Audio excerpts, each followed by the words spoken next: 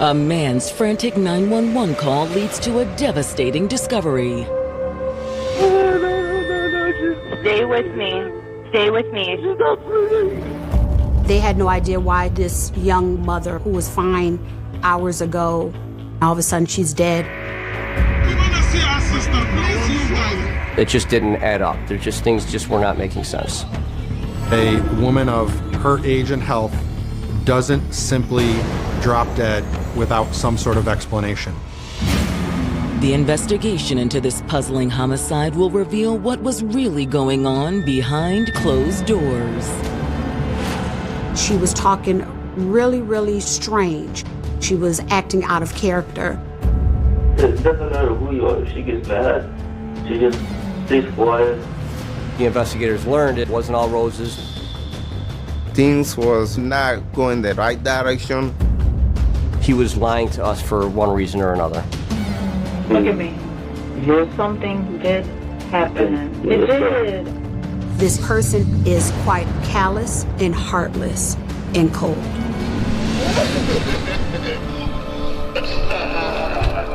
August 1st, 2021. It's a warm summer Sunday in Rochester, New York. Rochester is a very special and unique mid-sized city. It's unique in that you still have an urban feel, but there's a lot of trees and a lot of beauty to the area. Rochester is a multicultural melting pot, many different communities. We have a pretty sizable immigrant community here in Rochester. Just before noon, an urgent call comes into 911 dispatchers from 26-year-old Somali native Ahmed Ali, asking for help at his residence in Northwest Rochester. Is that a house or apartment? It's a apartment side by side. I mean, up and down. It's a lower apartment. He had told them that he was locked out of the house. His wife was supposed to be inside. He is knocking on the door. She is not answering. And you've tried calling her phone too and she's not answering? Yeah, I called. And she knew you were coming? Yes. Finally, Ahmed gets a response from inside the house. My daughter's looking through the window right now. Okay, get her to open the door. You can hear him knocking on doors and windows and trying to instruct his 4-year-old through the door on how to unlock the door. Where's Mama? She's saying sleeping. Sleeping? Yes. She don't usually sleep at the time. And when Ahmed is finally inside, his worst fears are confirmed. He's able to get inside the house and then finds Arbai unconscious in the bedroom. Arbai? Arbai? Arbai? She's not waking up. She's not waking up? No, she's not waking up. Arbai! I am sending the paramedics to help her now. As first responders race to the couple's home, the dispatcher guides an inconsolable Ahmed to try to help his wife. Ahmed, we need to help her. This is very important. No. Stay with me. Stay with me.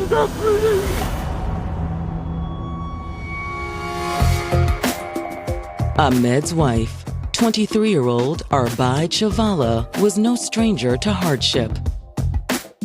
While her family roots were in Somalia, she spent several years of her childhood in a Kenyan refugee camp.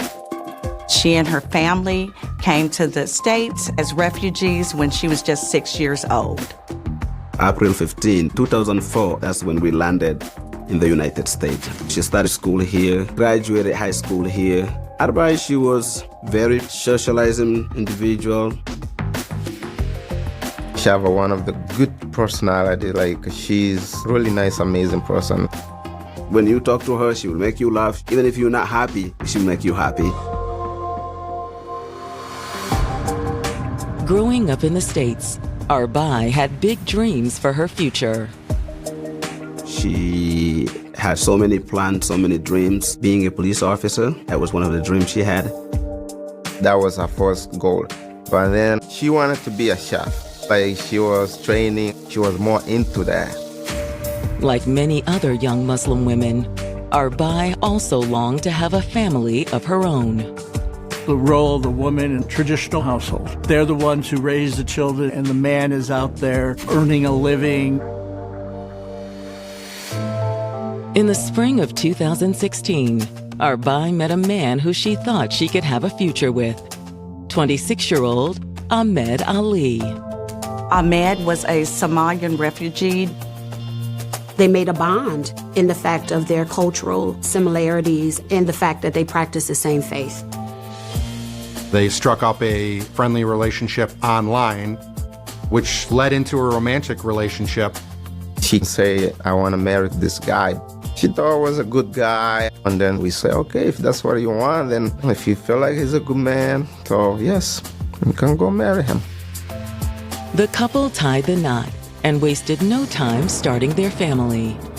Within few years of marriage, they had 4 children. Their first child was a daughter, and then they had twins, and then they had another baby. But now, first responders are racing to the couple's home after Ahmed found Arbai unresponsive in their bedroom. Everybody's on the way, but do you think she's beyond any help? He told the 911 operator that he found his wife in the bedroom and that she was clearly dead. The dispatcher is still on the phone with Ahmed when the first officer arrives on scene. You come back here with me? Hey, you gotta let the ambulance check. The officers go to the back bedroom. They see Ahmed Ali, and he's crying over his wife, who is laying on the floor. It was somewhat of a chaotic scene. Ahmed was upset, and there was several children that were running around the apartment, and they were clearly upset, crying, not really knowing what was going on.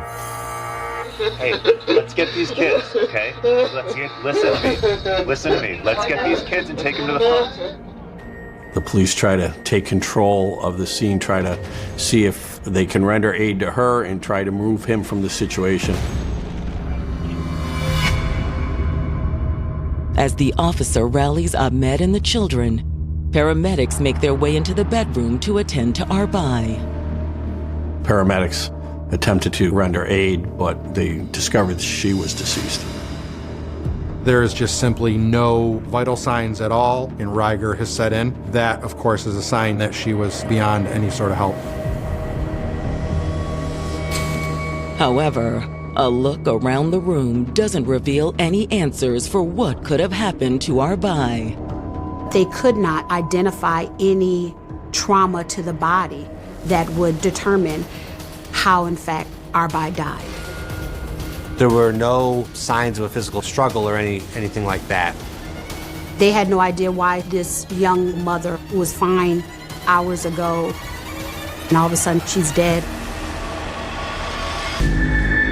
In August of 2021, Ahmed Ali has just found his wife, Arbai Chavala, deceased inside their home under mysterious circumstances. What we know at that point is that this is very abnormal. This is not usual. There was no clear signs of trauma. She was also a 23-year-old woman with no obvious health issues. The house was cluttered and a little messy, but there was also no sign of struggle or anything like that in the house.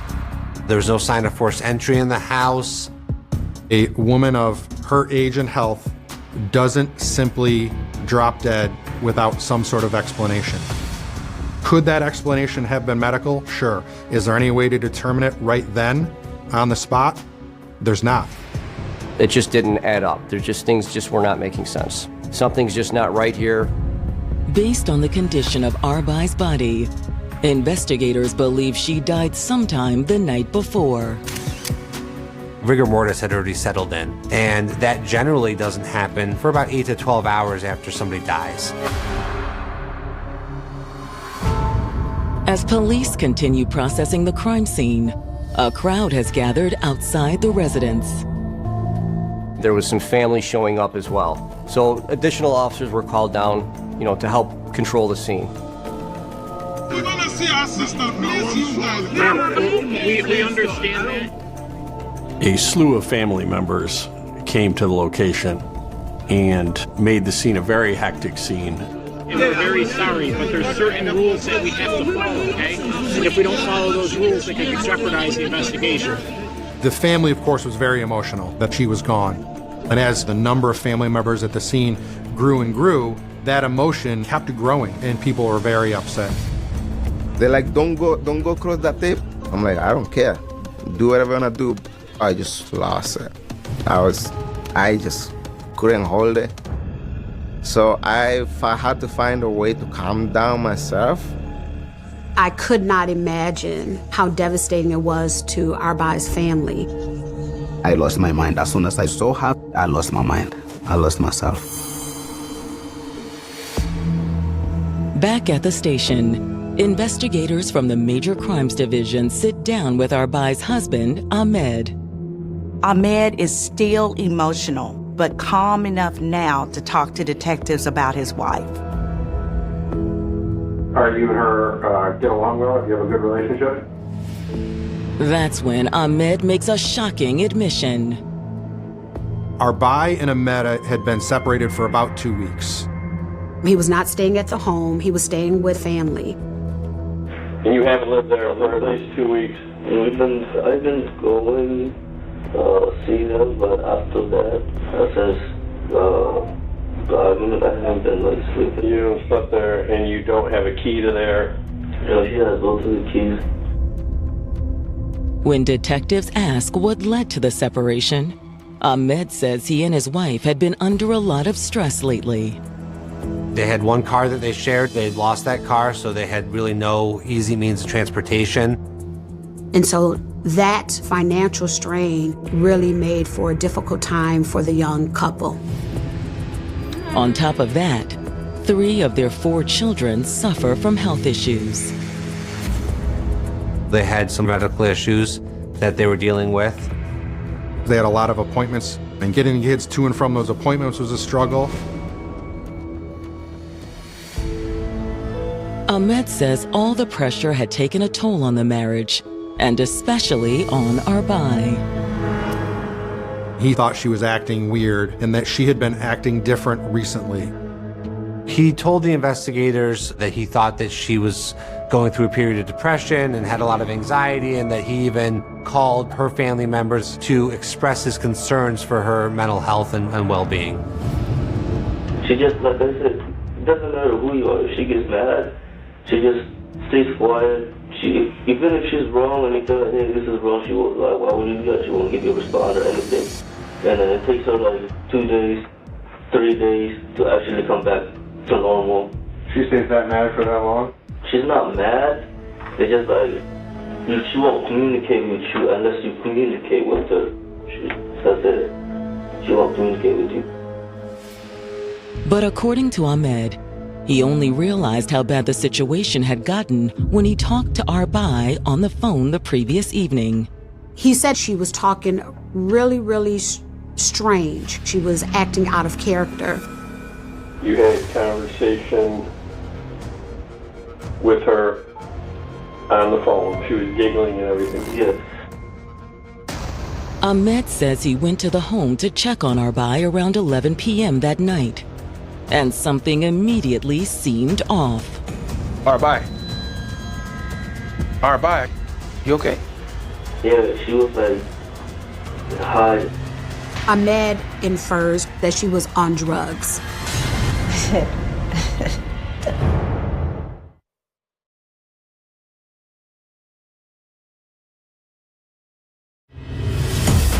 "26-year-old Ahmed Ali has just told Rochester detectives that when he saw his estranged wife, Arbai Chavala, just hours before her death, she was high on marijuana.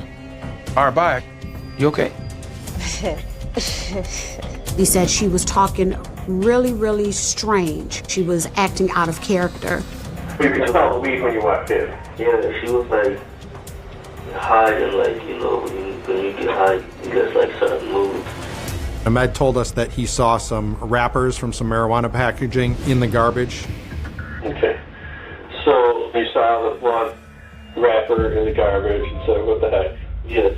He tells the police that that's unusual for her and doesn't know what's going on. He makes it clear he doesn't have any issue with smoking marijuana, but he thinks it's inappropriate to be doing it in the house with the kids. He then confronts her about her consumption of marijuana around the children. What's making you do it? What is it that's making you do it? What's got you into this situation that's making you smoke a blunt? And she says to him, so what if I have? She said, why do I care? I was like, it's your choice, you're not your boss. She's really kind of flippant with him, which definitely angers Ahmed. They argue. She just go to your house, on the round. Okay. And then you left? Yes. He said she was fine, and eventually he left, walked back home, and that was it. So she was alive when you left? Yes, she was. Yes, she was. But the next morning, Ahmed says he became concerned when he couldn't get a hold of Arbai. All right, and then you call, you get no answer, you text, you get no answer. Then you take a look back over there. Yeah. Knocking at nothing. He sees his children inside and can hear his children crying, but does not see his wife. This is very unusual for her to not respond and to let her kids just kind of be crying without her taking care of them. My daughter's looking through the window right now. Wait, get her to open the door. He convinces his daughter to open the door to let him in. When he gets in the house, he goes to the bedroom and finds his wife. Arbai? She's not waking up. Ahmed's story seems plausible, but it also raises new questions about what actually happened to Arbai. Now, one of the things that we're thinking of was the marijuana laced with something. We're suffering from a tremendous amount of overdoses everywhere. There was actually, some marijuana wrapping and packaging in the garbage, so that did match with what he was saying. To confirm Ahmed's story, investigators ask him if they can download the data from his cell phone. He voluntarily gives the investigators his cell phone, then unlocks it for them. Then they download the data, which include location services.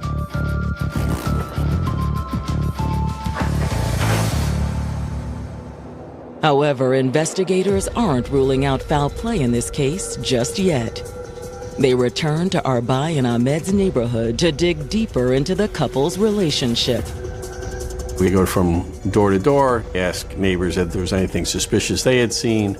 The investigators spoke to several neighbors, some of which were able to provide them a little bit of insight into the relationship between the two of them. And what we learned is, it wasn't all roses.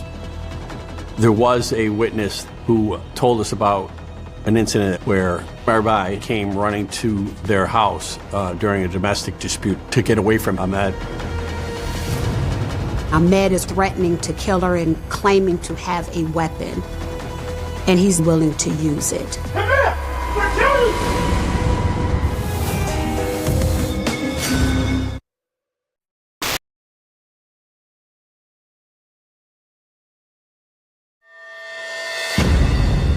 A neighbor of 23-year-old Arbai Chavala has just told Rochester detectives that approximately 1 week prior to Arbai's death, he overheard her estranged husband, Ahmed Ali, threatening to kill her.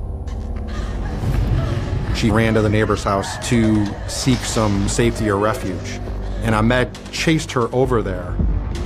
The neighbor brought her inside, shut the door, told him to leave, at which point he threatened to shoot the neighbor. Ahmed ended up making verbal threats not only to Arbai but the neighbors as well.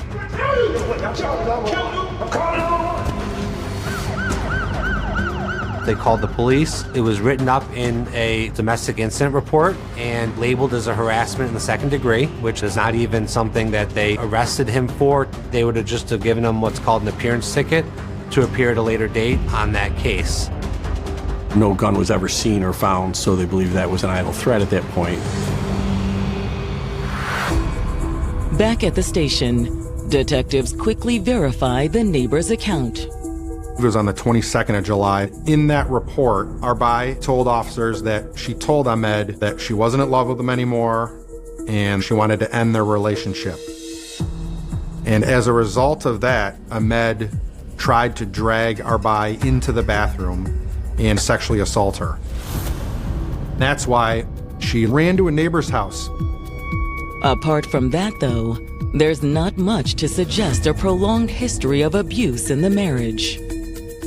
I remember looking into his criminal history. He didn't have much. He had one arrest for disorderly conduct. That's really like the lowest level here.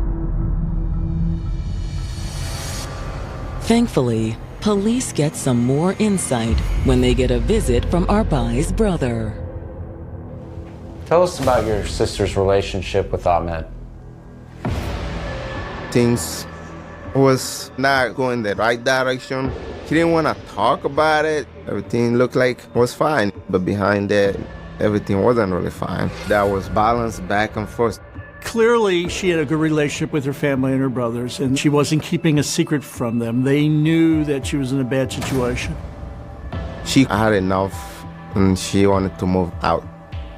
She expressed she wasn't in love with him anymore, and she wanted to take her children and stay with family.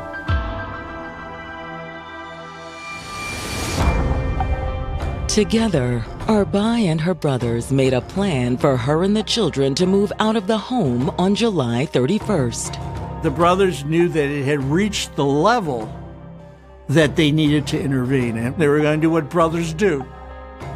They were going to bring her and her children back to their home in Utica, about 2 hours east of Rochester. Her brothers were going to pick them up on Saturday, the day before she was murdered, and bring them back to Utica so they could be safe. She was like, I want to make sure I get everything, you know. She wanted to do it in the right way. Everything was set up already to come and get her. But at the last minute, Arbai had a change of heart. She delayed them, said, no, I want to, get things worked out. Somehow, he find a way to come convince her to stay. We told her not to, but he said he's changed. Arbai said she wanted to give Ahmed another chance. And so the brothers were a bit frustrated and even fearful for her. Ahmed said your sister was struggling with depression. Did he ever call you to talk to you about that? He said, no, he didn't call me, he didn't call my brother. They denied that there was ever this communication about her struggling with mental health or drugs or anything like that.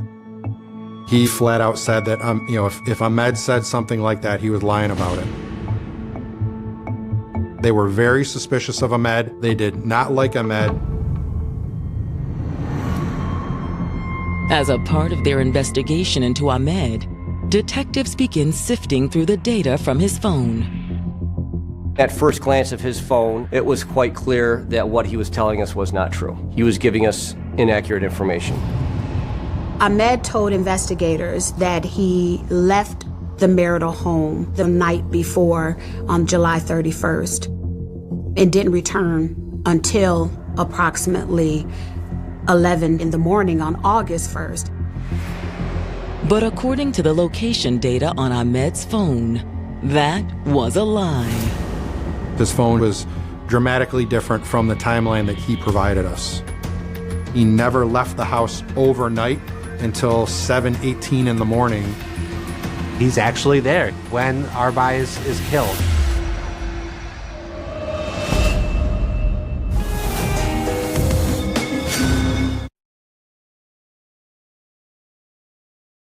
Detectives scouring Ahmed Ali's phone records have just learned he lied about the time he left his estranged wife, Arbai Chavala's house, on the night of her mysterious death. His phone was dramatically different from the timeline that he provided us. So that right away is a huge red flag. They know something's up. Most likely she died in the early morning hours of August 1st. He's saying he was gone before then, but his phone is saying otherwise. He's actually there when Arbai is killed. he was lying to us for one reason or another. And maybe his culpability is a lot more than we initially had thought. So after we had all this location data, we used that phone data to go seek out locations that would have video that potentially could show him. We want to find any potential video footage that can support or refute what the data is telling us. There's City of Rochester cameras all over the city, and then there's also some private security cameras as well. A neighbor's house had very high quality video, and we could see Ahmed leaving the house at 7:18 in the morning. Not the night before, like he claimed. Then we go and find video from other routes he's taken that confirms where his phone is. And we were able to find several occasions where we found that the story he was telling us was not true.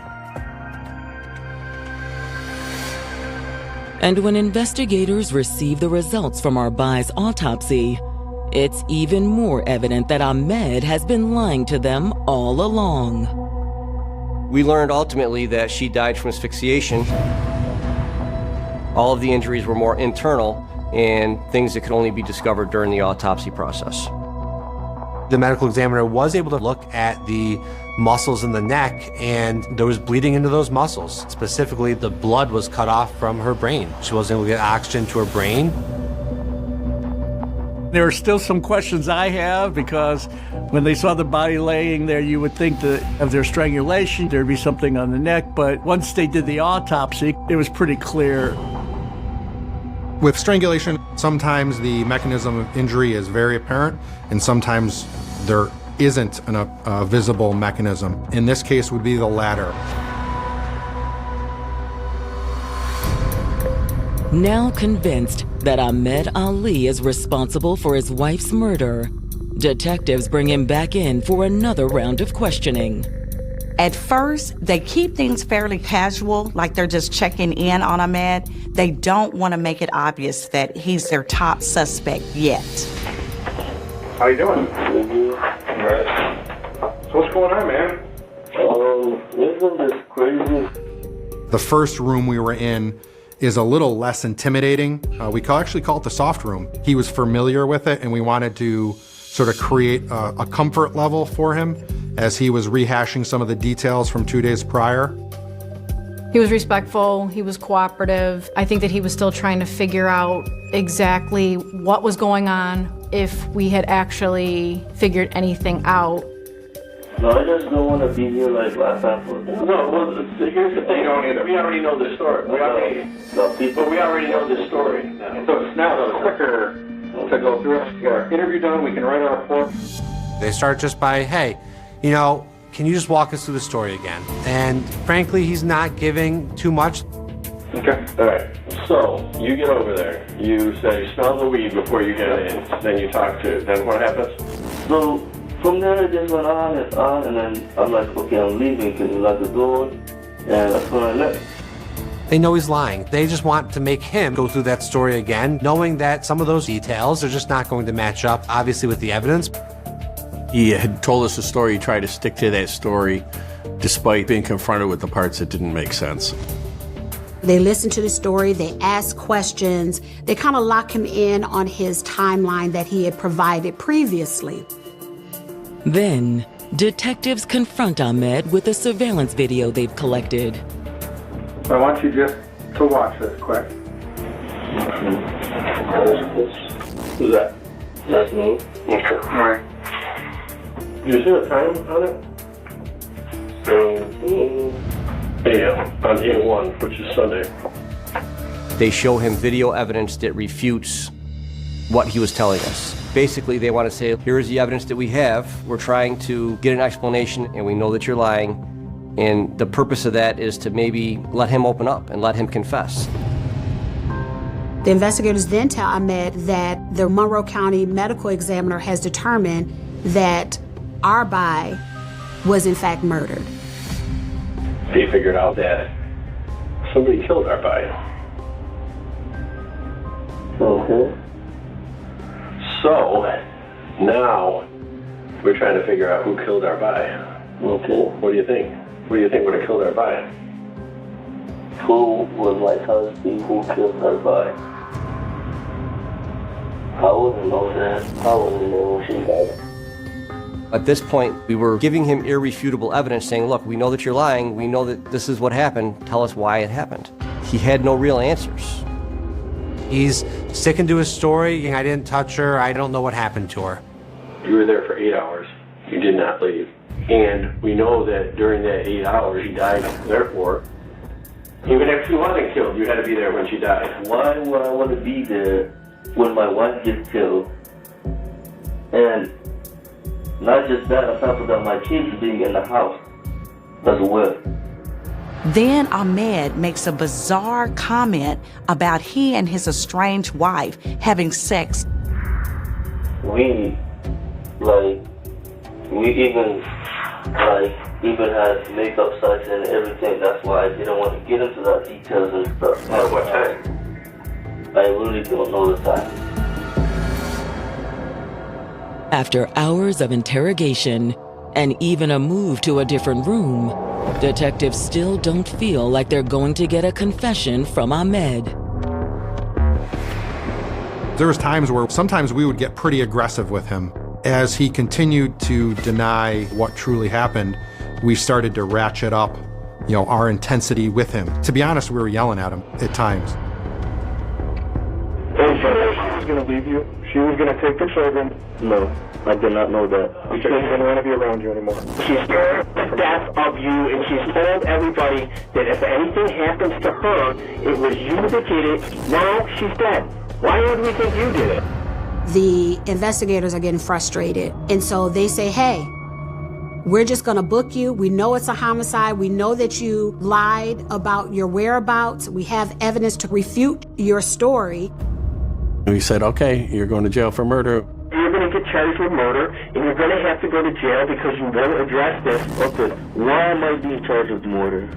Because the evidence says that you're the only person that had the opportunity to murder her. But before Ahmed is taken to jail, he asks to speak to a detective named Melissa Frasca that he'd met earlier that day. We thought, let's see how he reacts to a female investigator. Will that make him open up anymore? I'm not really sure exactly what he wants to say, but I go back into the room and I'm in there with him for probably another hour and a half.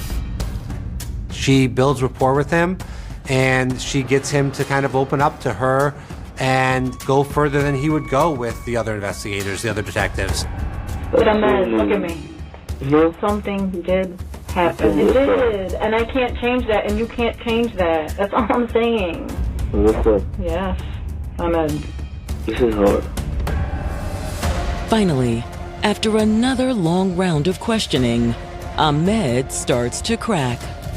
At this point, we start to talk about how people make mistakes.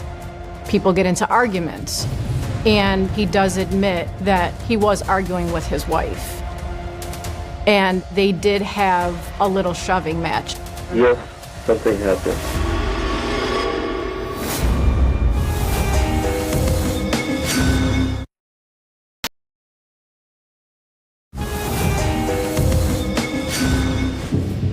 After hours of grilling by Rochester police, Ahmed Ali has finally admitted that he got into a physical argument with his estranged wife, Arbaid Chavala, on the night of her death.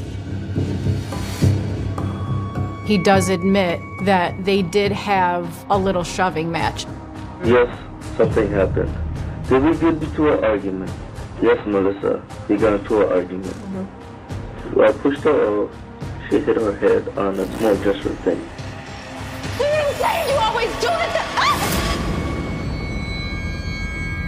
However, Ahmed insists that Arbaid didn't seem injured after hitting her head. She was fine. Nothing happened. She was completely fine. He says she kind of gets up and comes back toward him.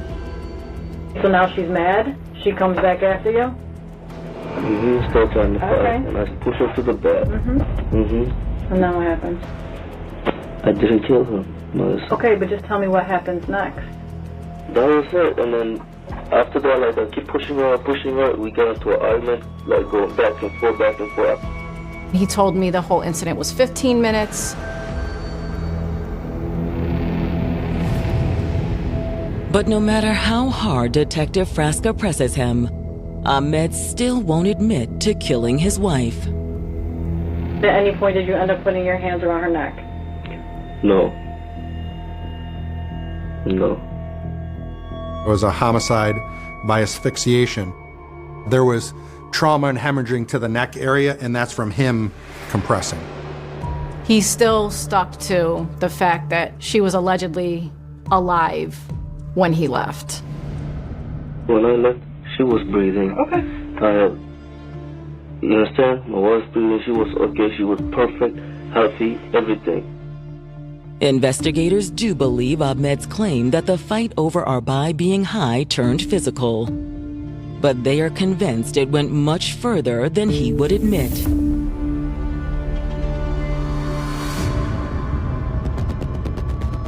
He said he had to throw her off of him, but I think perhaps that rage just boiled up, and he ended up strangling her to death right there in the bedroom.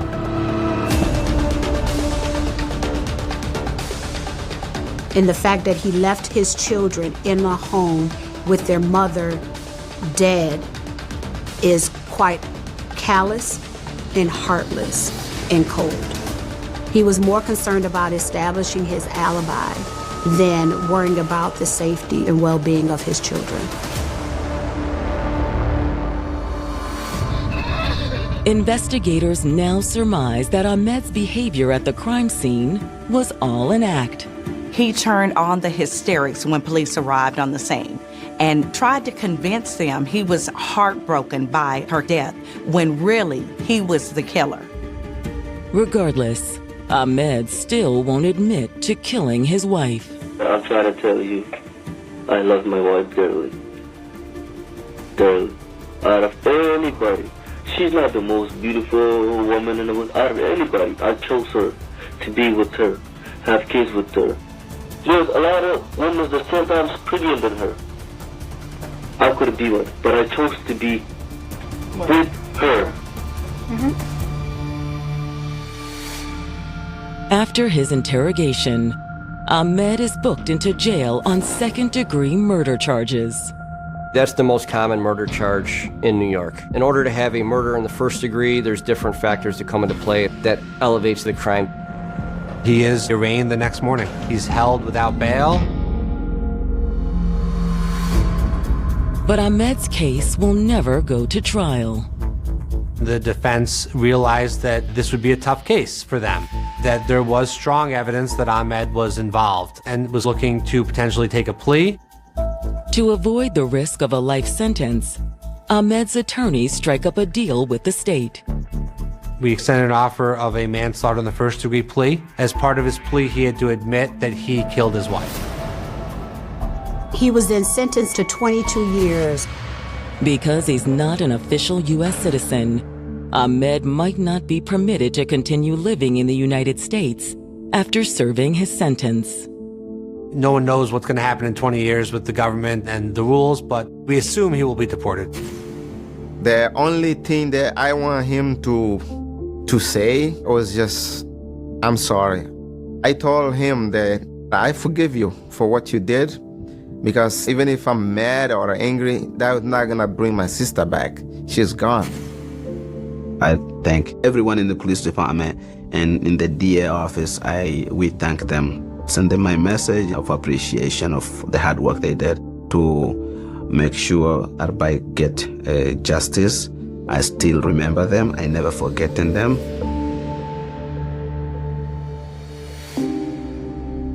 I just wish this never happened. Wish this woman is alive for these 4 young children. If you have the right kind of help, you can get through this and have a good life. Arbai, she was really a good person, and she had a beautiful heart. Her personality is type of person like who love like forgiving others. But in any relationship, once you get physical, it's better just walk away before he... What happened to 9-year-old Christine Jessup after she stepped off the school bus on October 3rd, SIL 1984? That question would haunt a Canadian family for more than 3 decades, survive a wrongful conviction, trigger one of the country's most notorious miscarriages of justice, and finally led investigators into the strange new world of genetic genealogy.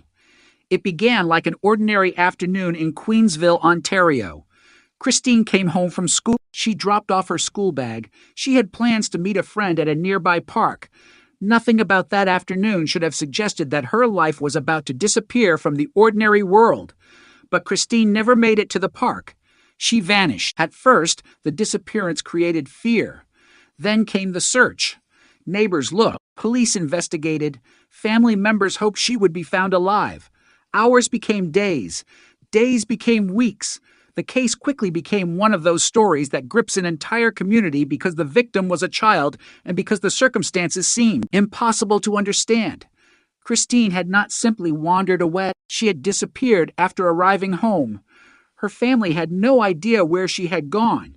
Investigators needed to determine who had seen her, where she might have gone, and whether someone had taken her. Every minute mattered. But the search stretched on. Then, more than 3 months after Christine disappeared, the investigation took its darkest turn. On December 31st, her body was found in a farmer rest field near Sunderland, Ontario, roughly 55 kilometers from her home. The little girl who had vanished in October was dead. The case was no longer a missing child investigation. It was a homicide. Christine had been sexually assaulted and stabbed. The discovery devastated her family and shocked the community. But what followed would become almost as disturbing as the murder itself. Investigators needed a suspect, and eventually suspicion fell on Christine's neighbor.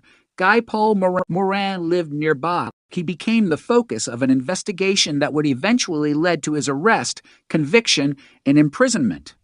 But the evidence against him would later collapse. DNA testing would ultimately establish that Morin was not the source of the biological evidence connected to Christine's murder. In 1995, his conviction was overturned. He had spent years living under the shadow of a crime he did not commit. The case had now produced 2 tragedies. Christine was dead. An innocent man had been wrongly convicted, and the real killer remained free. For the Jessup family, there was no satisfying ending. There was only another question. If Guy Paul Morin had not killed Christine, then who had? That question remained unanswered for years. Technology continued to evolve. DNA evidence became increasingly powerful. Investigators eventually had biological material recovered from Christine's clothing, including a semen stain containing a DNA profile. But a DNA profile is not automatically a name. If the person responsible is not already represented in a criminal database, investigators can still be left with an unidentified genetic signature. That was the barrier facing the Christine Jessup investigation. The evidence existed. The identity did not. Years passed. The case became one of Canada's most haunting cold cases. Christine's family carried the loss. Guy Paul Morin carried the consequences of a wrongful conviction. Investigators carried the unanswered question. And somewhere in the background was the biological evidence left by the person police now believed had murdered Christine. Then forensic science entered another era. Genetic genealogy offered investigators a different way to search for an unknown suspect. Instead of asking only whether the DNA matched someone already known to law enforcement, investigators could search for potential relatives and reconstruct family relationships. It was a method that had already transformed other cold cases. Now, it was being applied to Christine's murder. Toronto police worked with specialists to analyze the DNA evidence. The investigation began to move through family trees and genetic relationships. Potential relatives emerged, names were examined, histories were reviewed, and eventually, one name began to stand out: Calvin Hoover. He had been 28 years old in 1984. More importantly, he was not a complete stranger to the Jessup family. He was known to them. His wife had a connection to Christine's mother. The families had social contact. The children knew one another. The man investigators were now examining was not some mysterious stranger from another city. He had existed within the family's wider circle. That revelation changed the emotional dimension of the case. For decades, the killer had been imagined as an unknown figure. Now, investigators were looking at someone who had been close enough to be known, but the investigation still required confirmation. Genetic genealogy could provide a potential family lineage, but police emphasized that it was not itself a direct DNA match. Investigators had to build the case from the genealogical lead. They followed the evidence. They reviewed the investigative history. They examined Hoover's connection to the Jessup family. And eventually, investigators obtained a DNA sample from Hoover's autopsy material. The comparison provided the confirmation they needed. On October 9th, SIL 2020, Toronto police positively confirmed the identity of the person responsible for the DNA sample found on Christina's underwear, Calvin Hoover. The announcement came more than 36 years after Christine disappeared. But there was another devastating detail. Hoover had died in 2015.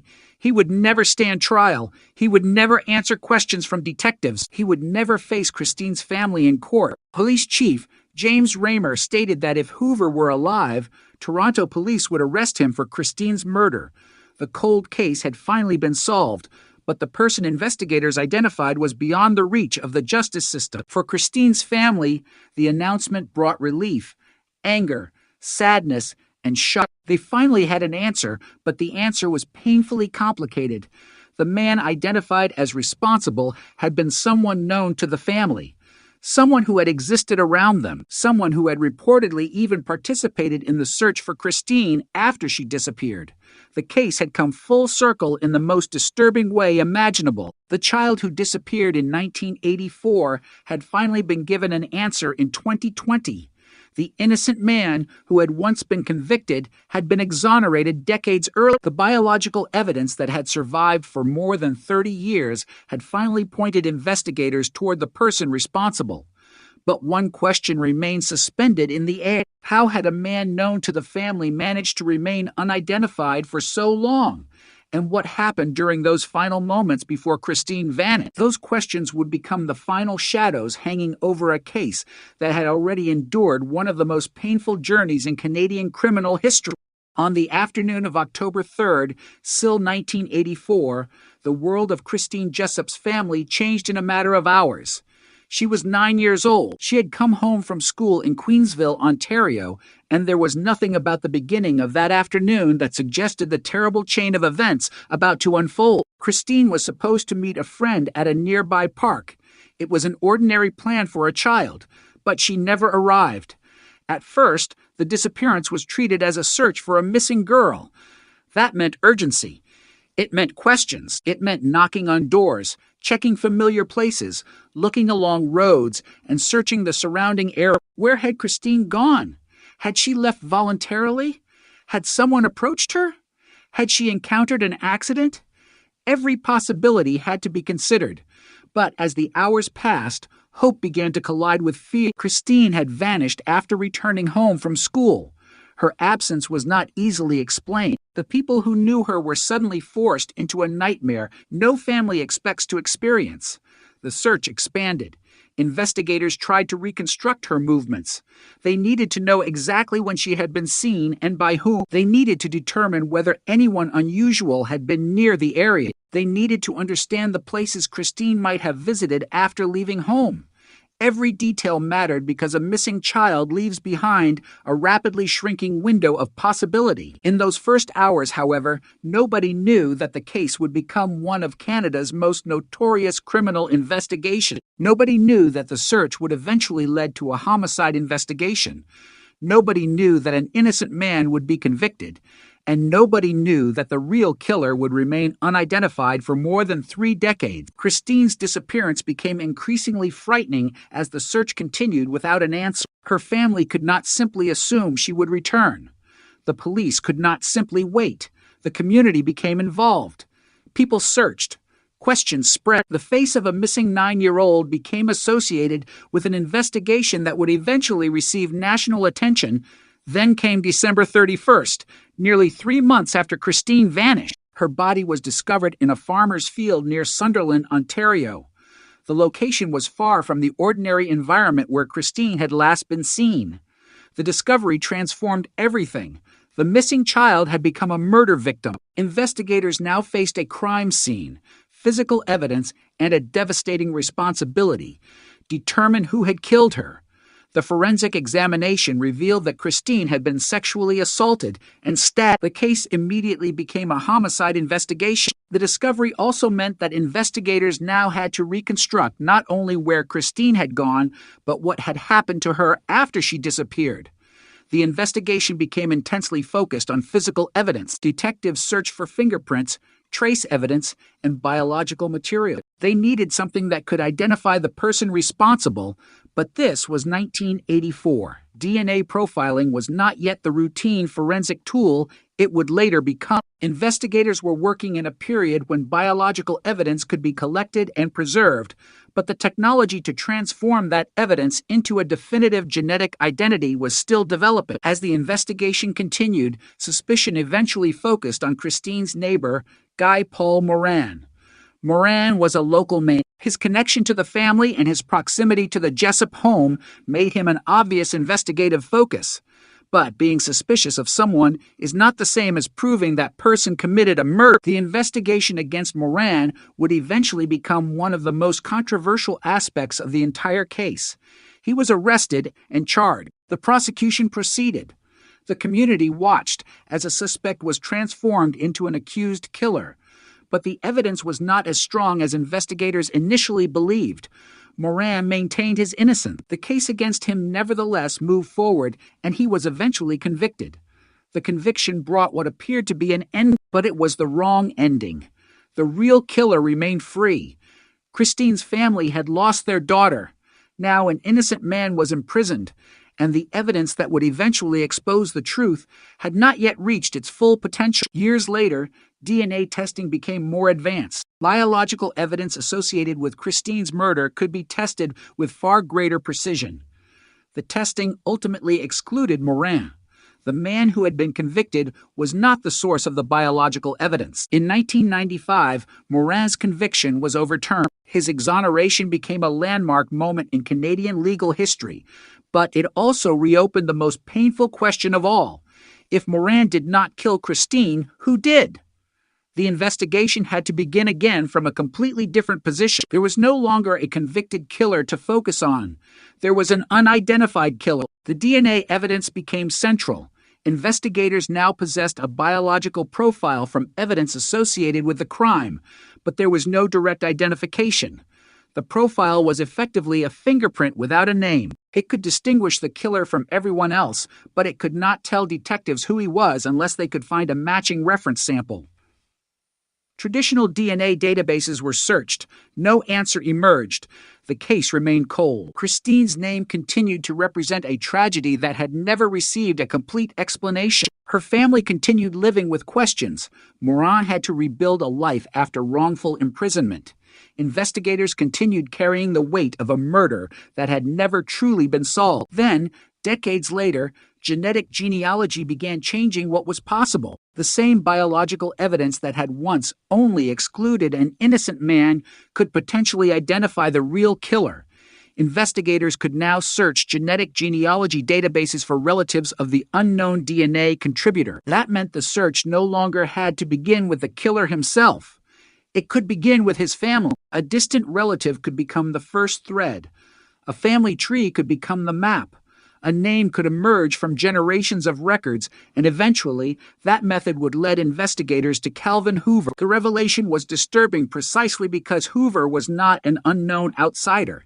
He had been connected to the Jessup family. He had been part of their wider social circle. He had lived in the same community.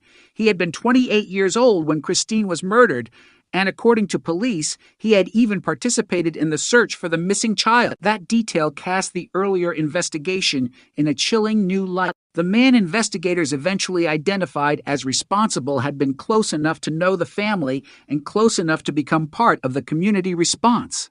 Yet his identity remained hidden for decades. The case had gone from a missing child investigation to a homicide, from a homicide to a wrongful conviction, from a wrongful conviction to an exoneration, and finally to a genetic investigation that reached backward through time. But the most important piece of evidence had been waiting throughout all of it. The DNA had never changed, only the technology had. And once investigators learned how to follow that DNA through a family tree, the identity that had escaped them since 1984 began moving into focus. The question was no longer simply where Christine had gone. The question was, who had left the biological evidence behind? And after more than 30 years of silence, investigators were finally close to an answer. The first great shock in the Christine Jessup investigation was not the discovery of her killer. It was the discovery that the man convicted of killing her had not done it. For years, Guy Paul Moran carried the weight of a murder that the evidence would eventually prove he did not commit. His name became inseparable from Christine Jessup's death. His face became associated with the investigation, and his conviction appeared to give authorities an answer. But it was an answer built on evidence that could not survive the scrutiny of modern forensic science. Behind that wrongful conviction, the real killer remained free. The story began with the disappearance of 9-year-old Christine on October 3rd, SIL 1984, in Queensville, Ontario. She had returned home from school, but she never reached the park where she was expected to meet a friend. The search that followed quickly became a nightmare. Family members, neighbors, and police tried to reconstruct her movements, searching for anything that might explain where she had gone. Then, on December 31st, Christine's body was discovered in a farmer's field near Sunderland. The investigation changed instantly. Detectives were no longer searching for a missing child. They were investigating a murder. The forensic examination revealed that Christine had been sexually assaulted and stabbed. Investigators searched for evidence capable of identifying whoever had taken her life. But in 1984, forensic DNA profiling was still in its infancy. Biological evidence could be collected, but the ability to turn a tiny biological trace into an extraordinarily precise genetic identification was not yet available in the way it would become decades later. Investigators therefore relied heavily on conventional police work, interviews, witness statements, circumstantial evidence, connections between people. The search for a suspect gradually narrowed toward Guy Paul Moran, Christine's neighbor. Moran became the focus of the investigation, and suspicion intensified. Eventually, he was arrested and charged with Christine's murder.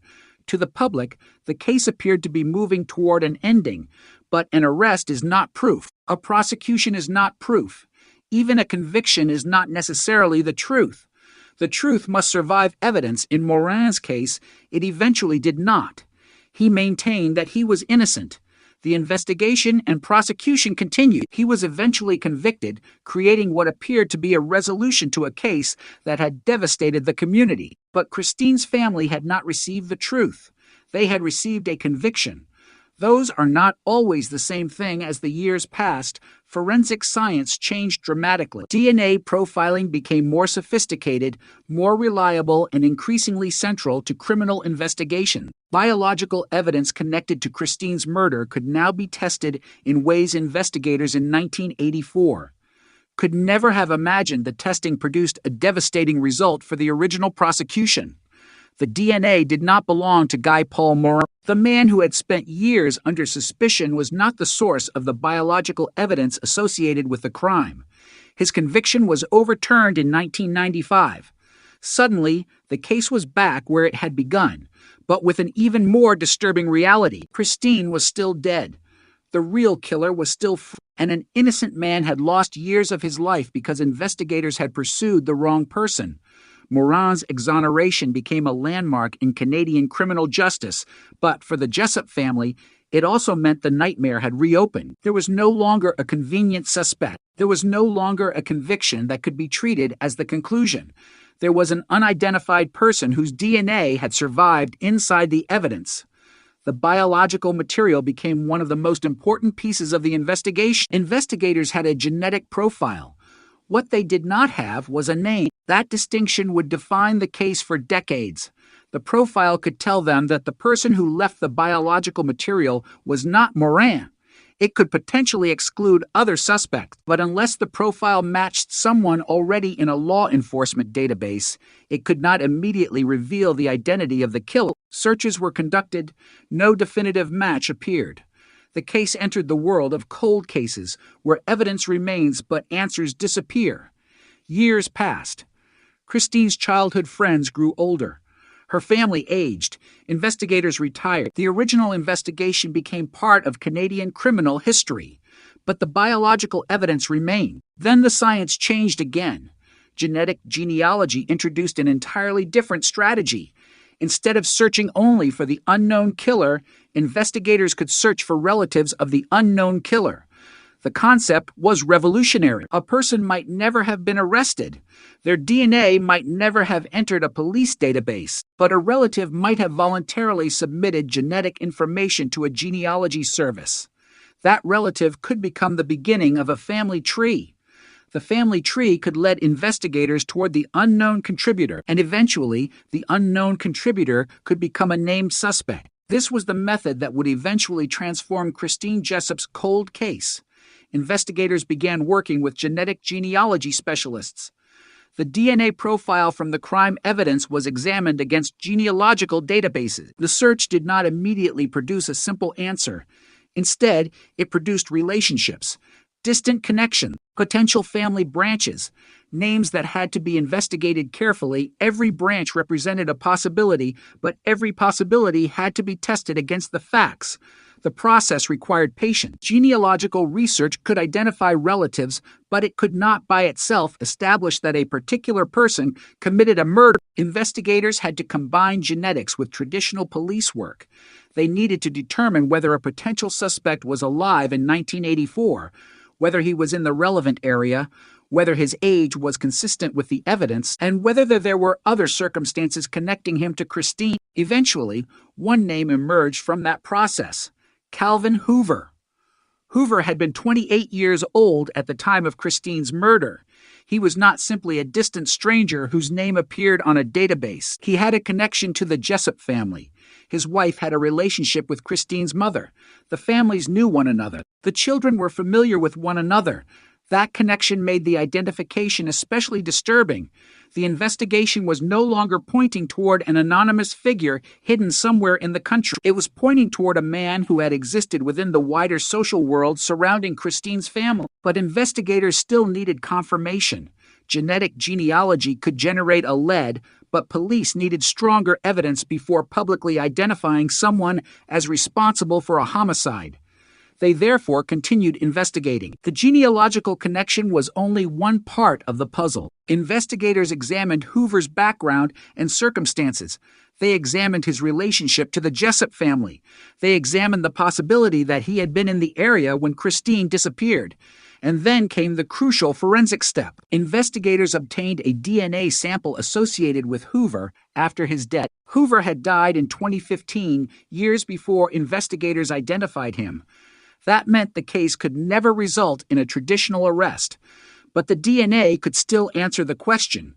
The comparison was decisive. The biological evidence associated with Christine's murder matched Hoover. Decades after the crime, the unidentified DNA profile finally had a name: Calvin Hoover.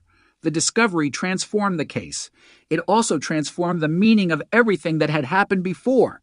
Guy Paul Morin had been innocent. Christine's killer had never disappeared completely.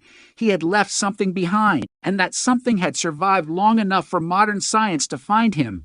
But there was one chilling detail that made the breakthrough even more difficult to absorb. Hoover had reportedly participated in the search for Christine after she disappeared. The man investigators eventually identified as responsible had been close enough to the family to become part of the community's response to the tragedy.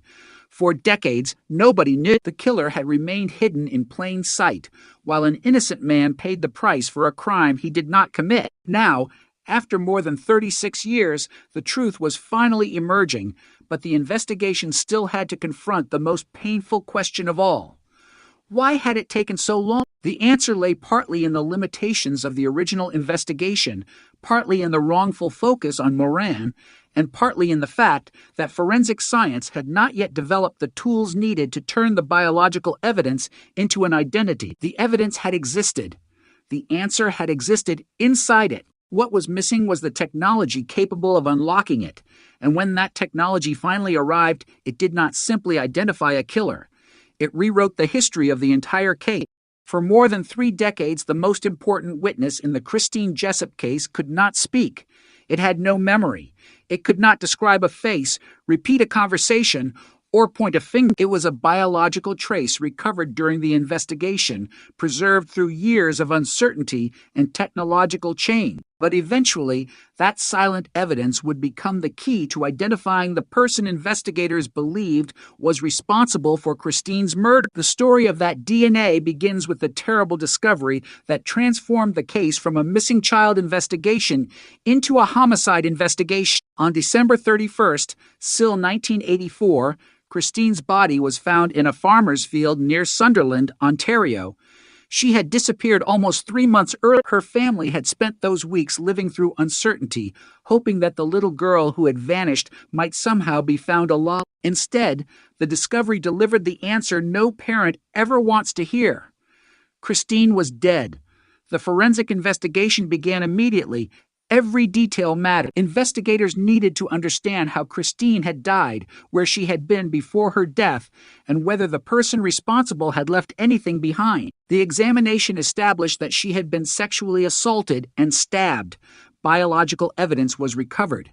At the time, however, investigators did not have the forensic technology that would eventually make that evidence decisive. The concept of DNA profiling existed, but it was still developing. The extraordinary power that modern investigators now associate with DNA had not yet become an everyday reality in homicide investigations. That technological gap would have enormous consequences. Investigators had evidence, but evidence without the right analytical method can remain frustratingly silent. The investigation instead focused on people around Christine. One of those people was her neighbor, Guy Paul Moran. Moran became the principal suspect. The case against him developed through investigative decisions that would later be heavily criticized. He was arrested. He was charged. Eventually, he was convicted. To the outside world, the mystery seemed to have an answer. But beneath that apparent resolution was a fatal problem. The wrong man had been identified. Moran maintained his innocence, and years later, advances in DNA testing finally gave investigators a way to examine the biological evidence more precisely. The results were devastating. The DNA associated with the crime did not match Moran. The man convicted of Christine's murder was not the source of the biological evidence. In 1995, Moran's conviction was overturned. His exoneration exposed a deeper failure in the investigation. The case had not merely failed to identify the real killer. It had sent an innocent man to prison. The true killer remained outside the reach of the justice system. But the DNA profile now had a new significance.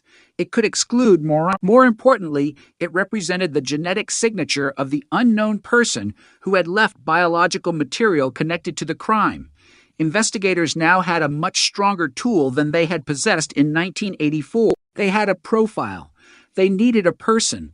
Traditional forensic databases seemed like the obvious next step. The profile could be compared with DNA belonging to known offenders. If the killer had ever been arrested and his DNA collected, there was a possibility of a direct match. But the search produced no identification. The unknown man remained unknown. This was the frustrating paradox of forensic DNA. A profile can be extraordinarily specific and still tell investigators nothing about a person's name if there is no reference sample against which to compare it. The evidence could say, in effect, this is the same person. It could not say, this is who that person is. And so the Christine Jessup investigation remained cold. Years passed. The evidence was preserved. The file remained part of the history of a case that had already become infamous for its wrongful conviction. Then a new forensic revolution began. Investigative genetic genealogy changed the question. Instead of searching only for a direct match, investigators could search for biological relatives. The unknown person's DNA might not exist in a criminal database, but perhaps one of his relatives had voluntarily submitted genetic information to a genealogy service. That possibility transformed cold case investigations across North America. The basic principle was simple but powerful. DNA is inherited. A person leaves genetic connections behind through parents, siblings, children, cousins, and more distant relatives. If investigators could identify those relationships, they could potentially construct a family tree leading toward the unknown contributor. The process was far more complicated than simply entering a name into a computer. investigators and genealogists had to examine potential genetic relationships, compare them with historical records, and build possible family lines. They had to eliminate branches that did not fit. They had to verify dates, locations, and identities. And they had to remember that a genealogical lead was not the same as proof of guilt. The science could point investigators toward a person. Traditional police work still had to determine what that connection meant. In the Christine Jessup investigation, the genetic genealogy process eventually produced a crucial lead. Investigators began looking at family relationships connected to the unknown DNA profile. As the family tree developed, one individual emerged as a potential match: Calvin Hoover. Hoover's name immediately raised another layer of significance. He had not been a random person discovered somewhere far from the investigation. He had a connection to Christine's family. His wife had a relationship with Christine's mother. The families had known each other. This meant that the genealogical lead was not simply a genetic possibility. It had a geographical and social context. Hoover had been 28 years old in 1984. He had lived in the region. The circumstances placed him within the world surrounding Christine's disappearance. Investigators now had a person who potentially fit both the genetic and historical picture. But they could not stop there. A cold case cannot be solved responsibly by intuition. Investigators needed confirmation. They needed a direct comparison between the DNA associated with Christine's murder and DNA belonging to Hoover. The challenge was that Hoover was no longer alive. He had died in 2015, but modern forensic investigation does not necessarily stop when a suspect dies. Biological material can survive after death. Investigators were able to obtain a sample associated with Hoover and conduct the comparison. The result was the moment the case had been waiting for. The DNA profile connected to Christine's murder matched Hoover. After decades of uncertainty, the silent biological evidence finally pointed to a name: Calvin Hoover. But the discovery came with an extraordinary sense of irony. The killer investigators had been searching for since 1984 had died 5 years before his identity was established. The case had been waiting for science to catch up with him, and by the time it did, he was beyond the reach of the court. Toronto police announced in October 2020 that Hoover was the person responsible for the DNA sample recovered from Christine's clothing. The announcement closed the central investigative question, but it did not create the traditional ending that homicide cases usually produce. There would be no arrest, no interrogation, no trial, no verdict. There could only be an official conclusion based on the evidence. For Christine's family, the revelation was both an answer and another wound. For Guy Paul Moran, it was confirmation of what he had spent years insisting: he had not killed Christine. For investigators, it was the final transformation of a case that had once seemed trapped in the past. The DNA that could not speak in 1984 had finally spoken in 2020, and its message was devastating. The biological evidence had never forgotten. It had simply been waiting for investigators to learn how to read it. But the identification of Hoover raised another question that could not be answered by genetics alone. If he was responsible, how had he remained outside suspicion for so long?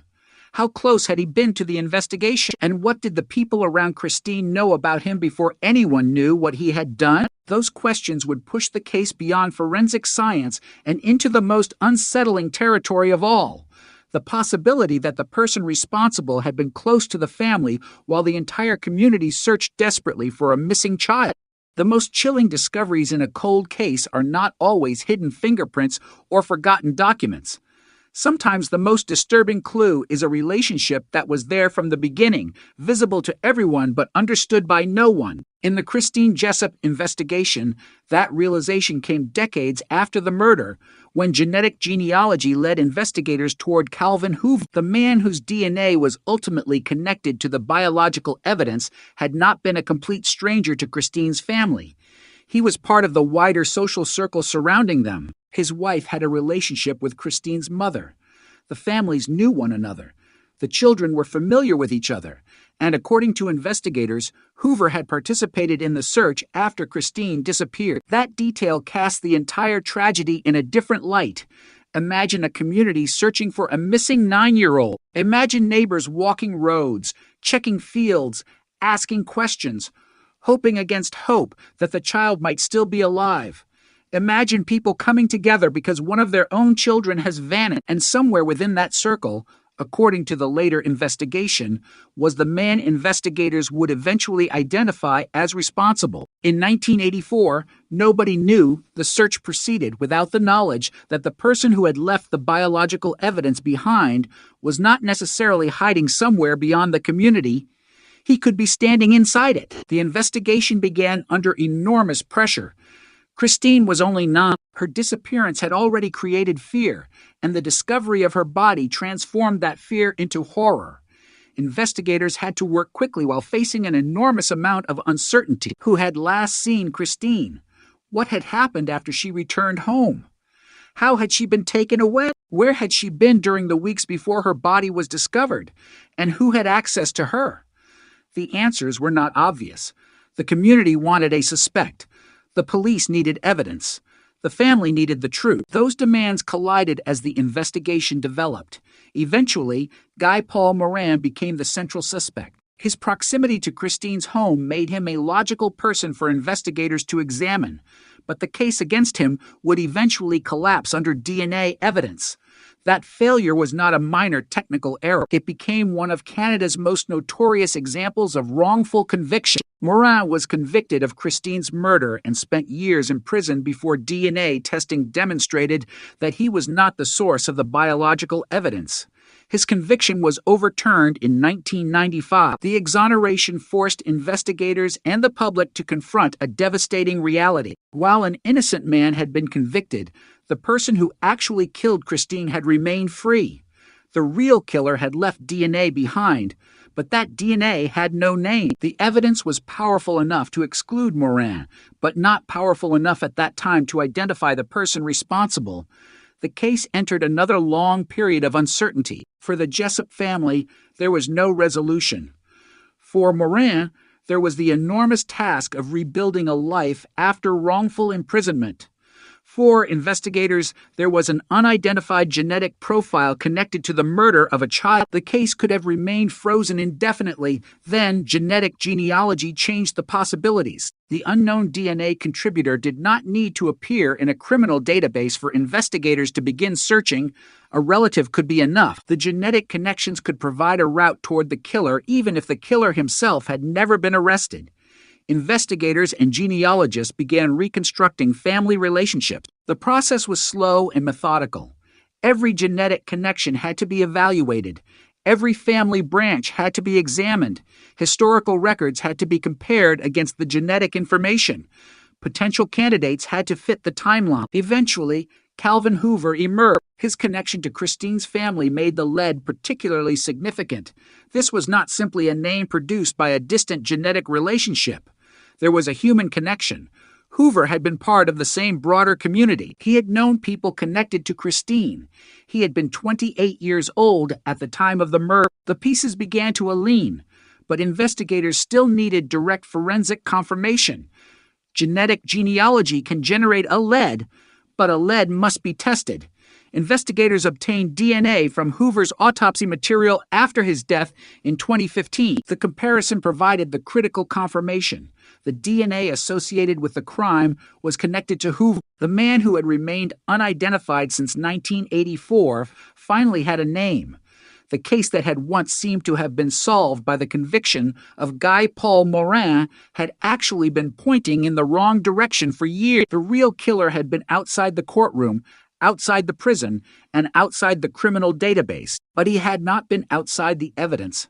That distinction is crucial. Hoover may have escaped identification for decades, but he had left behind a biological trace that could eventually be connected to him. Time did not erase it. The development of genetic genealogy did not create the evidence. It created a way to interpret it. The discovery also revealed the extraordinary limitations of the original investigation. In 1984, investigators were working without the modern tools that could have rapidly identified an unknown DNA contributor. The wrongful conviction of Morin further diverted the investigation. Once authorities believed they had the person responsible, the case naturally moved toward prosecution rather than continued exploration of alternative suspects. The conviction created an apparent ending, but the DNA evidence never supported that ending. It remained inconsistent with Moran. When modern testing finally exposed the error, investigators were forced to reopen the search for the person whose DNA actually belonged to the crime scene. That search would eventually lead to Hoover, yet the emotional impact of his connection to the family is difficult to ignore. The man investigators identified as responsible had not been a mysterious criminal figure who appeared from nowhere. He had been connected to people Christine knew. He lived within the same broader social environment, and he was reportedly involved in the search after she disappeared. The image is disturbing because it illustrates how little investigators and the community understood at the time. People were looking outward for the person responsible while the answer was already within the surrounding network. But investigators could not know what they did not know. Without the DNA connection, Hoover was simply another person within a community shattered by the disappearance of a child. The evidence changed his status decades later. The genetic profile created a connection that ordinary investigation had failed to establish. And once the connection was confirmed, the past was suddenly seen through a completely different lens. The search for Christine had been an enormous community effort. People wanted her found. They wanted her brought home. They wanted whoever had taken her to be caught. Yet the man investigators ultimately identified was already dead by the time the scientific breakthrough arrived. He could not be arrested. He could not be questioned. He could not explain why he had done it. He could not answer what happened during the missing hours between Christine leaving home and the events that ended her life. Those questions would remain permanently beyond the reach of investigators. Toronto police announced the identification in 2020, describing the case as solved and stating that Hoover would have been arrested and charged had he still been alive. The announcement brought the investigation to a remarkable conclusion, but it also highlighted the limits of solving a crime decades later. The truth can arrive after justice is no longer possible in the conventional sense. A name can be discovered after the person carrying it is gone. Evidence can survive longer than the suspect, but for Christine's family, there was still something profoundly important in knowing. The unknown person responsible had finally been identified. The innocent man once convicted had been cleared, and the DNA that had remained silent for more than 3 decades had finally provided the answer. Still, one question remained more disturbing than any other. How could the real killer have lived for so many years without being exposed? The answer was hidden in the limitations of the time, the absence of a database match, the wrongful focus on Moran, and the simple fact that forensic science had not yet learned how to follow DNA through a family tree. But the case was about to reveal something even more powerful. The technology that finally exposed Hoover did not merely solve a murder. It demonstrated how an old investigation could be reconstructed from the biological evidence that had survived it. And for Christine Jessup, that evidence would become the closest thing to a witness she had ever had. For 36 years, Christine Jessup's killer existed without a name in the official story. Police had evidence, they had a DNA profile. They had a history of investigation, mistakes, arrests, courtroom battles, and an eventual exoneration. But they did not have the one thing a homicide investigation ultimately needs: a person who could be identified as responsible. The breakthrough came when investigators stopped asking the DNA to produce a direct match and began asking it a different question. Who are this person's relatives? It was a radical change in direction. Instead of searching for the killer inside the traditional criminal justice system, investigators searched for his genetic family. The distinction would ultimately transform the Christine Jessup case. The biological evidence associated with the murder had survived for decades. It contained a genetic signature that was capable of distinguishing one person from another. But a profile without a reference sample is like a locked door without a key. Investigators knew they had the genetic signature of the person responsible, but they did not know whose signature it was. Traditional DNA databases could help when a suspect had already been arrested or when his genetic information had entered the system for another reason. But what if the killer had never been arrested? What if his DNA had never been collected? What if he had lived an ordinary life while the investigation remained frozen? That was precisely the problem. The person investigators were looking for was not necessarily in the database. Genetic genealogy offered another route. Instead of requiring the killer's DNA to be present, investigators could potentially identify relatives who had voluntarily submitted their genetic information to genealogy databases. Those relatives might be distant. They might never have heard of Christine. They might never have imagined that their DNA could one day become part of a homicide investigation. But shared genetics can create connections that reach across generations. One person becomes a branch. Another becomes a second branch. Historical records fill in the gap. Birth records, marriages, census information, obituaries, and family histories can transform a genetic relationship into a family tree. And somewhere inside that tree, investigators hoped, was the man whose DNA had been left behind. The process required caution. A genetic genealogy lead is not automatically proof of guilt. It is a direction for investigators to explore. Every possible suspect must be evaluated independently. The person must fit the circumstances. The timeline must make sense. Geography matters. Age matters. Relationships matter. Investigators must distinguish between someone who is genetically connected and someone who could actually have been present when the crime occurred. The Christine Jessup investigation eventually produced a name that demanded further scrutiny: Calvin Hoover. Hoover was not an obvious suspect from the original investigation. He was not the man who had been convicted. He was not a notorious criminal whose name had appeared repeatedly in police files. He emerged through a completely different investigative pathway, and once investigators examined his background, the connection became deeply significant. Hoover had been 28 years old when Christine was murdered. He had connections to the Jessup family through his wife. The families knew each other. He was part of the broader social environment surrounding Christine. The genetic genealogy lead was therefore not pointing toward an impossible candidate. It was pointing toward someone who fit the historical circumstances. But investigators still had to prove the connection. The question was no longer whether Hoover could theoretically be related to the unknown DNA contributor. The question was whether his DNA actually matched the biological evidence from Christine's murder. That required a direct comparison. Hoover had died in 2015, so investigators could not simply approach him and request a sample. But his death did not necessarily mean his DNA was inaccessible. Investigators obtained a DNA sample from his autopsy material. That sample could be compared with the genetic profile developed from the evidence connected to Christine's murder. The result was decisive. The DNA matched. The unknown contributor had a name: Calvin Hoover. The discovery represented one of the most remarkable turns in the history of the case. The DNA that had once only excluded Guy Paul Moran now identified the man investigators believed was responsible. The biological evidence had survived the original investigation, survived the wrongful conviction, survived Moran's exoneration, and survived decades of technological change. Then, through genetic genealogy, it finally pointed toward the truth. The announcement in 2020 was not simply a routine cold case update. It represented the conclusion of a story that had exposed the strengths and weaknesses of criminal investigation over an entire generation. A child had disappeared. A body had been found. An innocent man had been convicted. DNA had cleared him. The real killer had remained unidentified. Then a new forensic technique had connected the old evidence to a deceased man. The case had finally come full circle. But there was something else that made the discovery especially disturbing.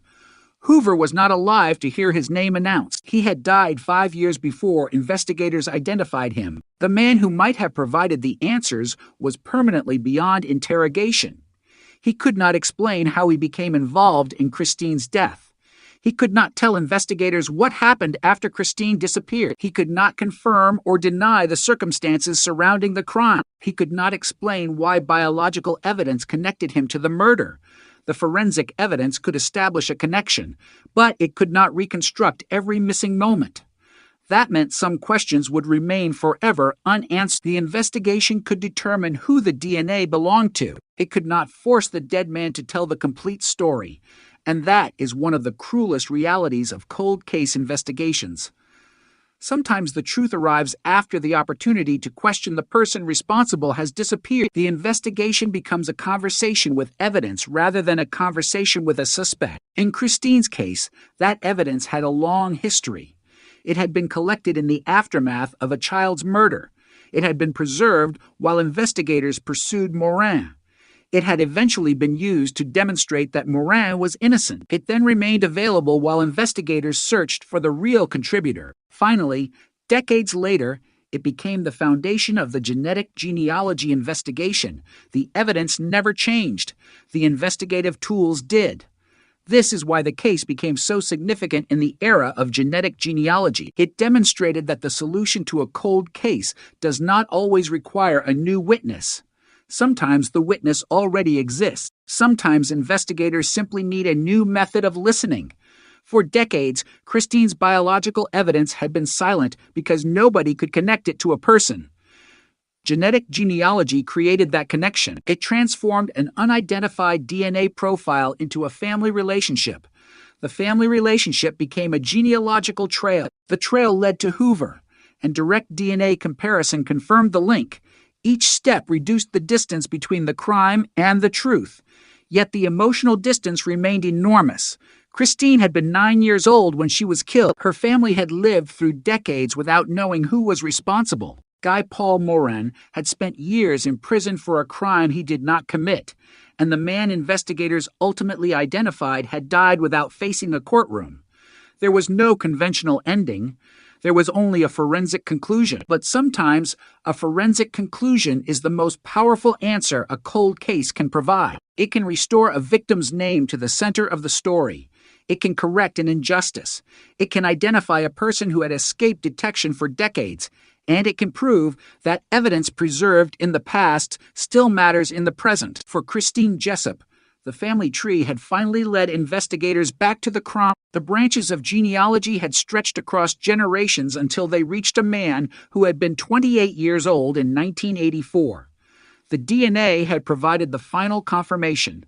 The unknown contributor was no longer anonymous. The killer was no longer simply a question. But there was one final complication that made the resolution feel incomplete. The man investigators had identified was dead. The evidence had found him, but the justice system could not. And somewhere between those two realities lay the painful final chapter of Christine Jessup's story. A murder solved without a trial, a killer identified without an arrest, and a family finally given an answer after decades of silence. The name Calvin Hoover did not emerge from a confession. It did not appear because a witness suddenly remembered seeing him near Christine Jessup on the day she disappeared. It emerged from something far more complex. A genetic trail buried inside the family tree of an unknown man. For decades, investigators had possessed biological evidence connected to Christine's murder without knowing whose it was. In 2020, that evidence finally pointed towards someone. But the moment Hoover's name appeared, the investigation entered a new and deeply unsettling stage. A name alone was not enough. Investigators needed to understand who Hoover was, where he had lived, how old he had been in 1984, what connection he had to Christine's family, and whether the genetic evidence could be directly confirmed. Every question mattered because the case had already suffered one catastrophic failure. An innocent man, Guy Paul Morin, had been convicted. Investigators could not afford another mistake. Hoover had been 28 years old in 1984. He lived in the broader area connected to the case. More significantly, his family had connections to Christine's family. His wife had a relationship with Christine's mother, meaning Hoover was not merely someone whose name happened to appear in a distant genealogical branch. He existed within the social environment surrounding the victim. That connection gave investigators a reason to look closer, but it also made the revelation more disturbing. The person investigators were now examining had been close enough to be part of the community response when Christine disappeared. According to Toronto police, Hoover had participated in the search for the missing girl. If the later forensic conclusion was correct, that meant the man investigators eventually identified as responsible had been involved in the desperate effort to find the child he had allegedly killed. The irony was almost unbearable. While Christine's family and neighbors searched for answers, the person responsible was apparently living among them.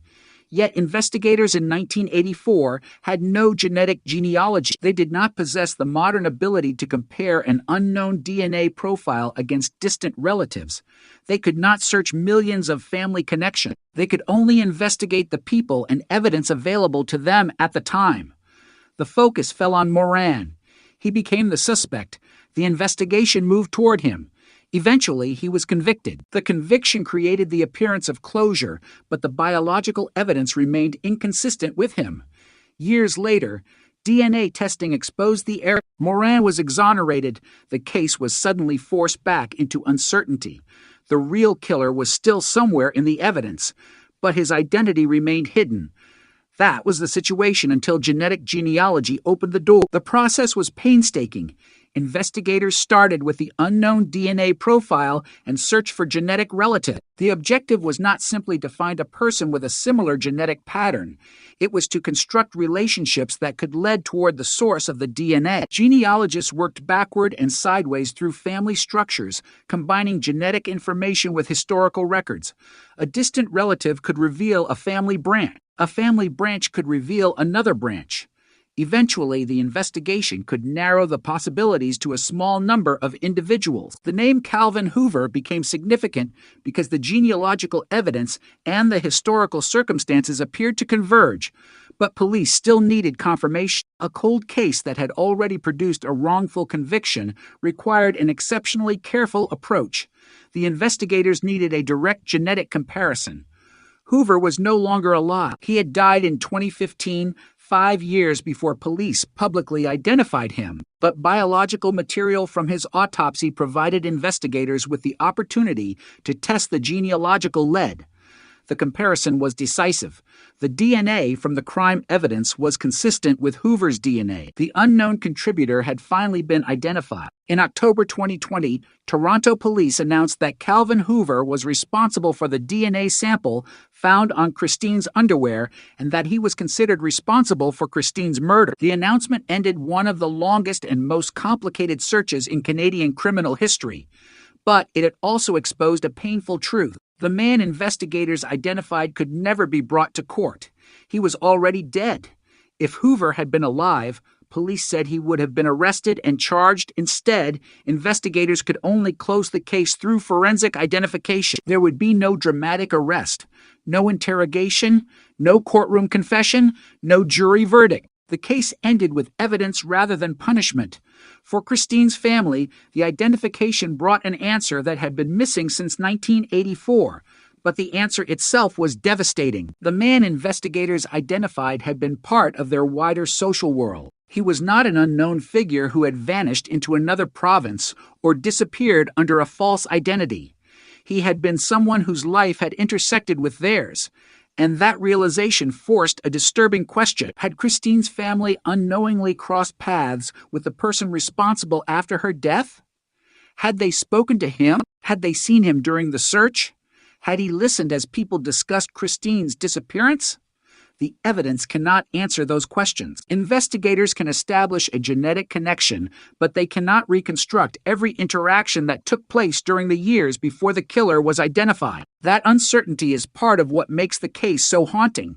The identity was finally known, but the human story remained fragmented. The DNA could tell investigators who had contributed the biological material. It could not explain the person's thoughts.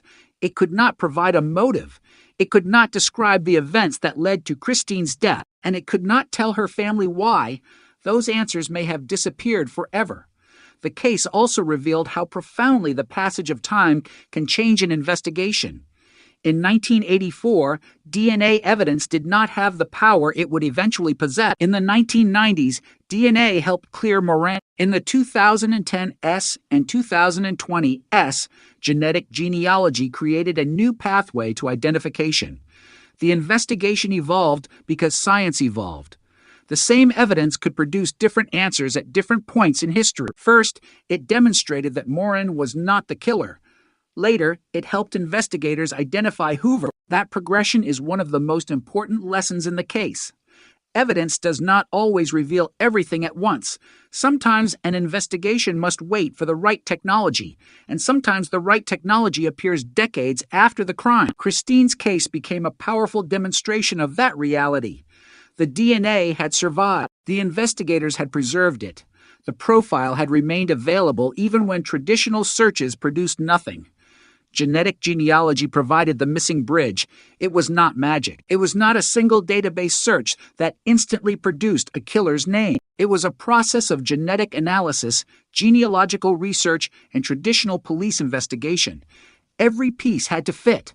The final confirmation came through direct DNA comparison, and when that confirmation arrived, the case changed forever. But one fact remained impossible to escape. Christine was still only 9 years old when she died. She never grew into the teenager she should have become. She never reached adulthood. She never had the chance to build the life that had been waiting for her. Her family lived through decades of uncertainty while an innocent man endured the consequences of a wrongful conviction. Meanwhile, the man eventually identified through genetic evidence had died without ever being publicly exposed as Christine's killer. The case had finally found its answer, but the answer came too late for a traditional form of justice, and that left investigators facing the final question that genetic genealogy could not solve. What could be done with the truth once the person responsible was already gone? The answer would come not through another laboratory test, but through the simple act of acknowledging what the evidence had finally established. Christine Jessup's killer had a name. After more than 36 years, the unknown man was no longer unknown. But the story of how that name had remained hidden for so long was only becoming more disturbing. By the time investigators finally knew the name Calvin Hoover, the man himself had already been dead for 5 years. That single fact transformed what should have been the most dramatic moment of the investigation into something strangely quiet. There would be no police cars surrounding his home, no handcuffs, no interrogation room, no courtroom, no judge announcing a sentence. The breakthrough arrived in 2020, but Hoover had died in 2015. The evidence had caught up with him only after he was beyond the reach of the criminal justice system. For Christine Jessup's family, that reality carried a complicated mixture of emotions. After more than 3 decades of uncertainty, they finally knew who investigators believed was responsible. But they would never hear the explanation that only the man himself could have provided. They would never know exactly what he had been thinking. They would never hear him describe what happened. They would never see him face a courtroom. The truth had arrived, but it had arrived late. The investigation had begun on October 3rd, Sill 1984, when Christine disappeared after returning home from school. She was 9 years old. Her disappearance triggered a search that would become one of the most haunting investigations in Canadian history. The community searched. Police searched. Her family waited. Every passing hour increased the fear that something terrible had happened. Then, on December 31st, Christine's body was found in a farmer's field near Sunderland. The search for a missing child became a murder investigation. The forensic examination revealed that Christine had been sexually assaulted and investigators collected evidence, but the technology required to identify the killer through DNA did not yet exist in the form it would later take. The investigation turned toward conventional methods. Eventually, suspicion fell on Guy Paul Morin. Morin was arrested, prosecuted, and convicted. But the conviction was wrong. Modern DNA testing eventually established that Morin was not the source of the biological evidence connected to the crime. His conviction was overturned in 1995. The consequences were enormous. An innocent man had been imprisoned. Christine's real killer remained free, and the evidence that could ultimately identify him was still sitting inside the case file, waiting for technology to catch up. Years passed. The DNA profile remained unidentified through traditional database searches. There was no direct match. The investigation had reached the familiar dead end of a cold case. Powerful evidence without a name. Then genetic genealogy offered a new possibility. Investigators could search for relatives of the unknown DNA contributor. The process opened pathways that did not exist in the original investigation. A distant genetic connection could lead to a family tree. A family tree could lead to a person. That person could then be tested against the original evidence. Eventually, the investigation led to Calvin Hoover. Hoover had been 28 years old in 1984. He had connections to Christine's family through his wife. He was not simply a name produced from an unrelated genetic branch. His presence within the community gave the genealogical lead additional significance. Investigators followed the trail carefully. Then they obtained DNA from Hoover's autopsy material. The comparison connected Hoover to the biological evidence from Christine's murder. The investigation had finally reached its conclusion. Toronto police publicly identified Hoover in October 2020. The department stated that he was responsible for the DNA sample found on Christine's underwear and that investigators considered him responsible for her murder. Police also made clear that if he had been alive, he would have been arrested and charged. But he was not alive. The man investigators had spent decades trying to identify could no longer answer their questions. This is where the case becomes more than a story about forensic science. It becomes a story about the limits of justice when time moves faster than an investigation. The criminal justice system is built around living participants. Suspects can be questioned. Accused people can defend themselves. Prosecutors can present evidence. Judges can make rulings. Juries can reach verdicts. Victims' families can hear the evidence presented publicly. But when the suspect is dead, those mechanisms disappear. Investigators can identify, they can document, they can explain, but they cannot prosecute. Hoover's death therefore created an unusual ending. The case could be described as solved, but there would be no criminal trial. The evidence could establish responsibility in the investigative sense, but there could be no courtroom verdict. The distinction mattered. Police could explain what the forensic evidence showed, but they could not recreate the missing years. And those missing years were enormous. Christine's murder had shaped the lives of everyone connected to it. Her family grew older. Her friends became adults. Morin spent years fighting to clear his name. Investigators changed careers. Technology transformed. The original crime scene became part of history. Hoover continued living until 2015. For most of those years, the identity of the man connected to the DNA remained unknown to police. The contrast is staggering. The investigation existed in one world. Hoover existed in another. The two finally collided only after his death. Yet the identification also provided an important correction to the historical record. For years, the public knew Morin as the man convicted of Christine's murder. His exoneration corrected that narrative. The genetic identification of Hoover went further. It provided investigators with the person whose DNA was associated with the crime. The case could finally be understood through a sequence of evidence rather than assumption. Morin was not the source. The unknown DNA belonged to someone else. Genetic genealogy led investigators toward Hoover. Direct DNA testing confirmed the connection. The evidence formed a chain that could not be explained by the original theory of the case. The wrong man had been convicted. The right man had remained unidentified. Science eventually corrected both. But science could not answer every question. Why Christine? Why that day? What exactly happened between the moment she disappeared and the moment she was killed? What motivated the attack? Did Hoover ever speak about it to anyone? Did he understand that biological evidence had been left behind? Did he believe the investigation would eventually reach him? Did he follow the case after Christine's death?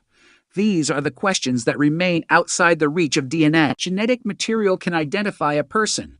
It cannot read a mind. It cannot recover a lost confession. It cannot restore a missing conversation. And it cannot reverse time.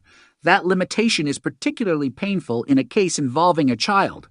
Christine should have grown up. Instead, her family spent decades living with a question that seemed impossible to answer. When the answer finally arrived, it was attached to a man who was already gone. There is something almost cruel about that timing. If the investigation had identified Hoover while he was alive, investigators might have questioned him. Prosecutors might have built a case. A courtroom might have heard the evidence. Christine's family might have had the opportunity to see him face the consequences. None of that happened. The evidence arrived too late. But perhaps the most important thing about the breakthrough is that the evidence arrived at all. The biological material had survived more than 3 decades. The genetic profile survived the failure of the original investigation. It survived the wrongful conviction.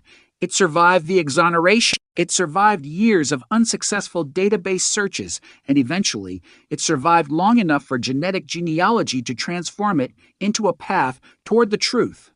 That is why the Christine Jessup case became so important. It demonstrated that a cold case is not necessarily a dead case. Evidence can remain dormant while technology develops. A mystery can remain unsolved while the tools needed to solve it are being invented. The person responsible can die believing the past has disappeared, while the physical evidence remains. In Christine's case, the past had not disappeared. It had been waiting, and when investigators finally opened the right door, the evidence led them to a name: Calvin Hoover.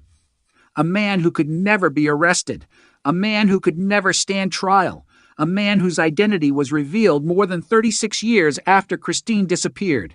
His death did not erase the forensic evidence. It simply changed what investigators could do with the answer.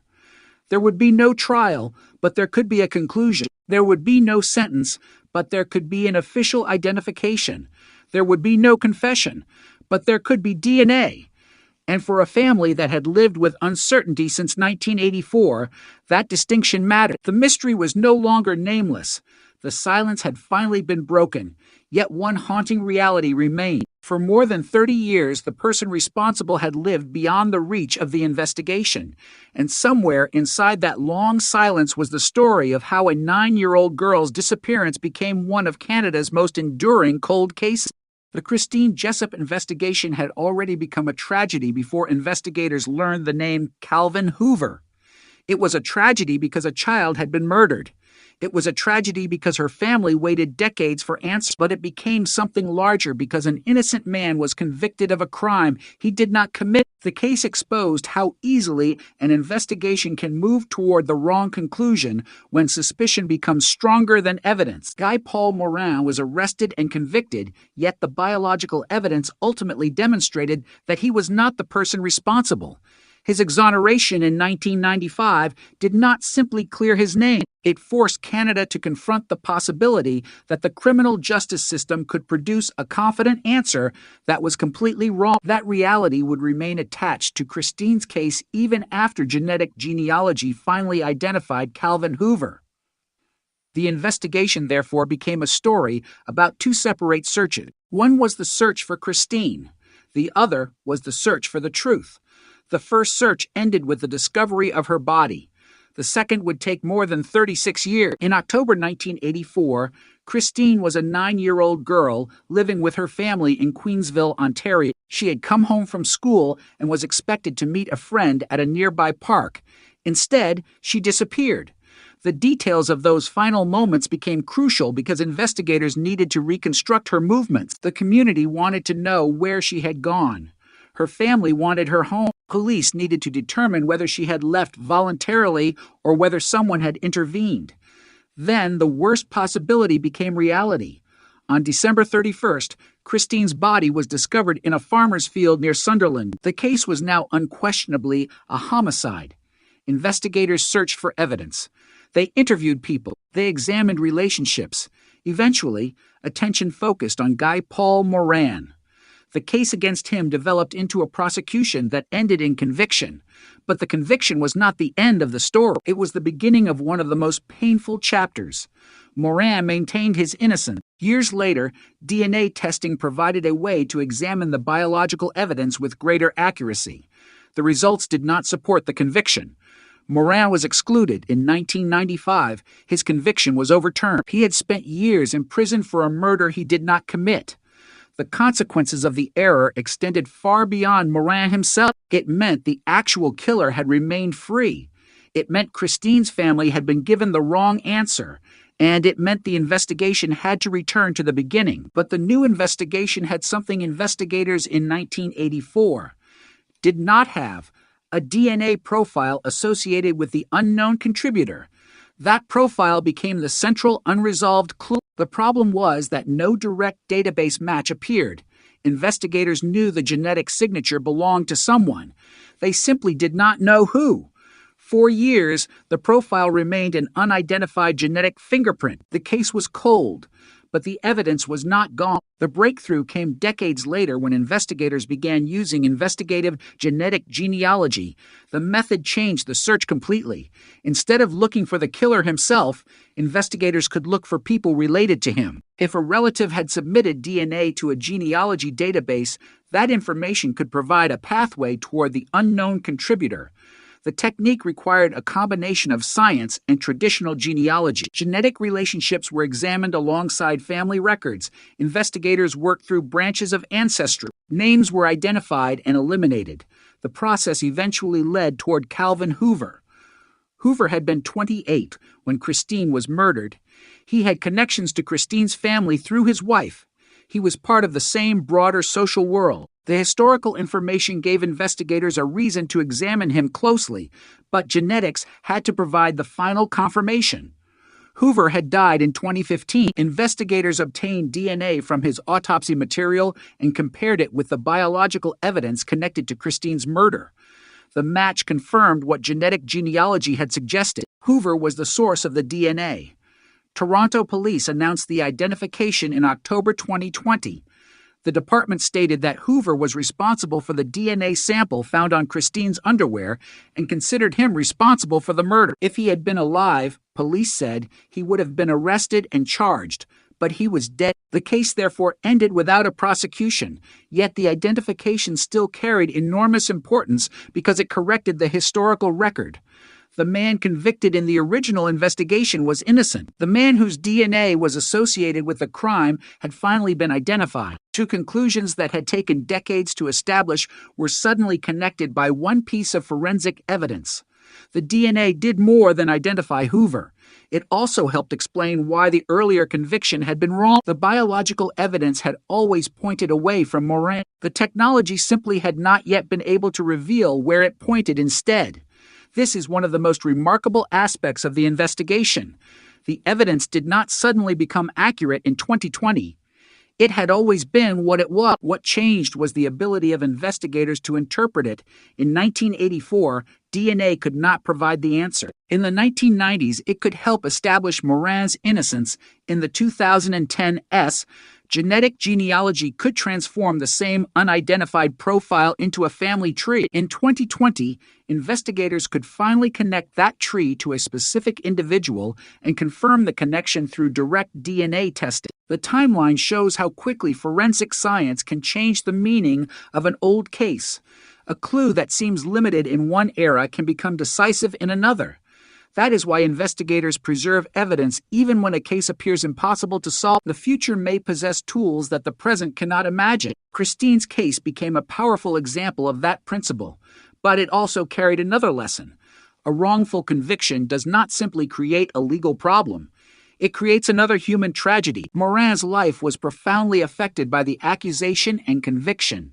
His exoneration could not restore the years he lost. At the same time, Christine's family had to continue living with the knowledge that the person responsible remained unidentified. Their suffering existed alongside Morin's suffering, creating two separate consequences from the same investigative failure. The eventual identification of Hoover could not undo either. It could only establish the truth more accurately than before, and even that truth came with limitations. Because Hoover was dead, investigators could not question him. There would be no complete narrative from the person responsible. No motive could be definitively established through interrogation. No courtroom would test the evidence. The case therefore remained partially mysterious even after it was officially solved. The identity question had been answered. Other questions remained forever suspended. What exactly happened during the final hours of Christine's life? Why was she targeted? What was the killer thinking? What did he do after leaving the scene? How did he live with the secret? Those questions may never have answers, but the absence of those answers does not diminish the importance of the identification. It demonstrates the limits of what any investigation can recover after so much time has passed. The case had already crossed generations. Christine's friends had grown up. Investigators who worked the original case had retired. Morin had lived through the consequences of a wrongful conviction. Hoover had died, and still the evidence remained. The investigation eventually reached him not through a confession, not through a witness, but through the genetic connections hidden inside his family tree. That development helped establish genetic genealogy as one of the most powerful tools available for investigating certain cold cases. It showed that an unidentified perpetrator does not necessarily disappear simply because his DNA is absent from criminal databases. Family relationships can leave another path, but the technology also raised profound questions about privacy, consent, and the use of genetic information in criminal investigation. People who submit DNA for genealogical purposes may never imagine that their genetic data could help investigators identify a distant relative connected to a decades-old homicide. The Christine Jessup investigation became part of this emerging forensic landscape. It demonstrated both the extraordinary potential of the science and the complicated ethical questions surrounding it. Yet at the center of the debate was still a little girl whose family had waited for an answer since 1984. For them, the technology was not an abstract scientific development. It was the reason the name of the person responsible could finally be spoken. The case had traveled through missing persons searches, a murder investigation, a wrongful conviction, an exoneration, decades of forensic uncertainty, and finally genetic genealogy. It had survived mistakes that could have buried the truth permanently. And when the evidence finally spoke clearly, it did something more than solve an old mystery. It corrected a story that had been wrong for years. Guy Paul Morin was not the killer. Calvin Hoover was identified as the man responsible. Christine Jessup was no longer a victim whose murder had no answer. But the case still carried a haunting reminder of what had been lost. 36 years is more than a number. It is an entire lifetime of waiting. And for Christine, there was no lifetime left to wait for. There was only the evidence she left behind, the family that remembered her, and the investigators who refused to let her murder disappear completely into the past. When Toronto police announced in October 2020 that Calvin Hoover had been identified as the person responsible for the DNA found in connection with Christine Jessup's murder, the case reached a conclusion few people could have imagined when the 9-year-old disappeared in 1984. But there was something unusual about the announcement. The name had finally been found, yet the man could not be arrested. Calvin Hoover had died in 2015. There would be no courtroom. No prosecutor would present the evidence to a jury. No defense attorney would challenge the genetic finding. No judge would pronounce a sentence. The investigation had reached an answer, but not through the traditional path of criminal justice. The evidence had done what investigators had spent decades trying to do.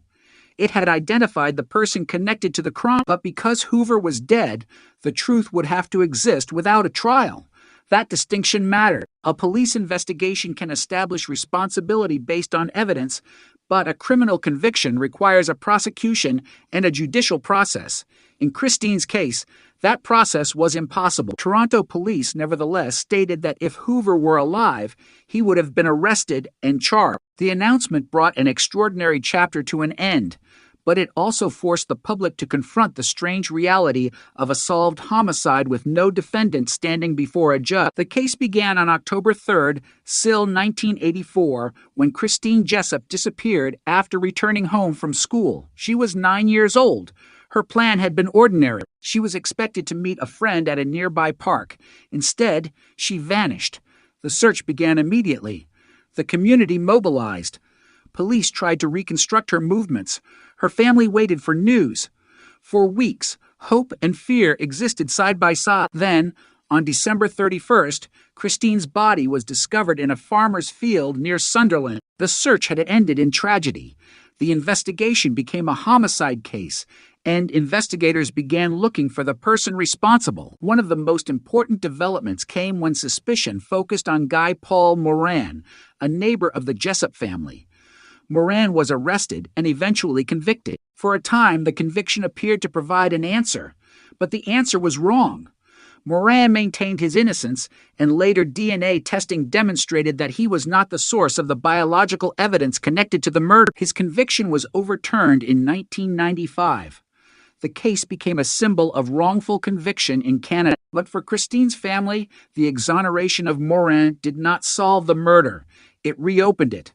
The true killer was still free. The DNA evidence was now more important than ever because it represented a direct biological connection to the person responsible. Yet investigators faced a familiar problem. There was no direct match in the available criminal databases. The profile existed, but the name did not.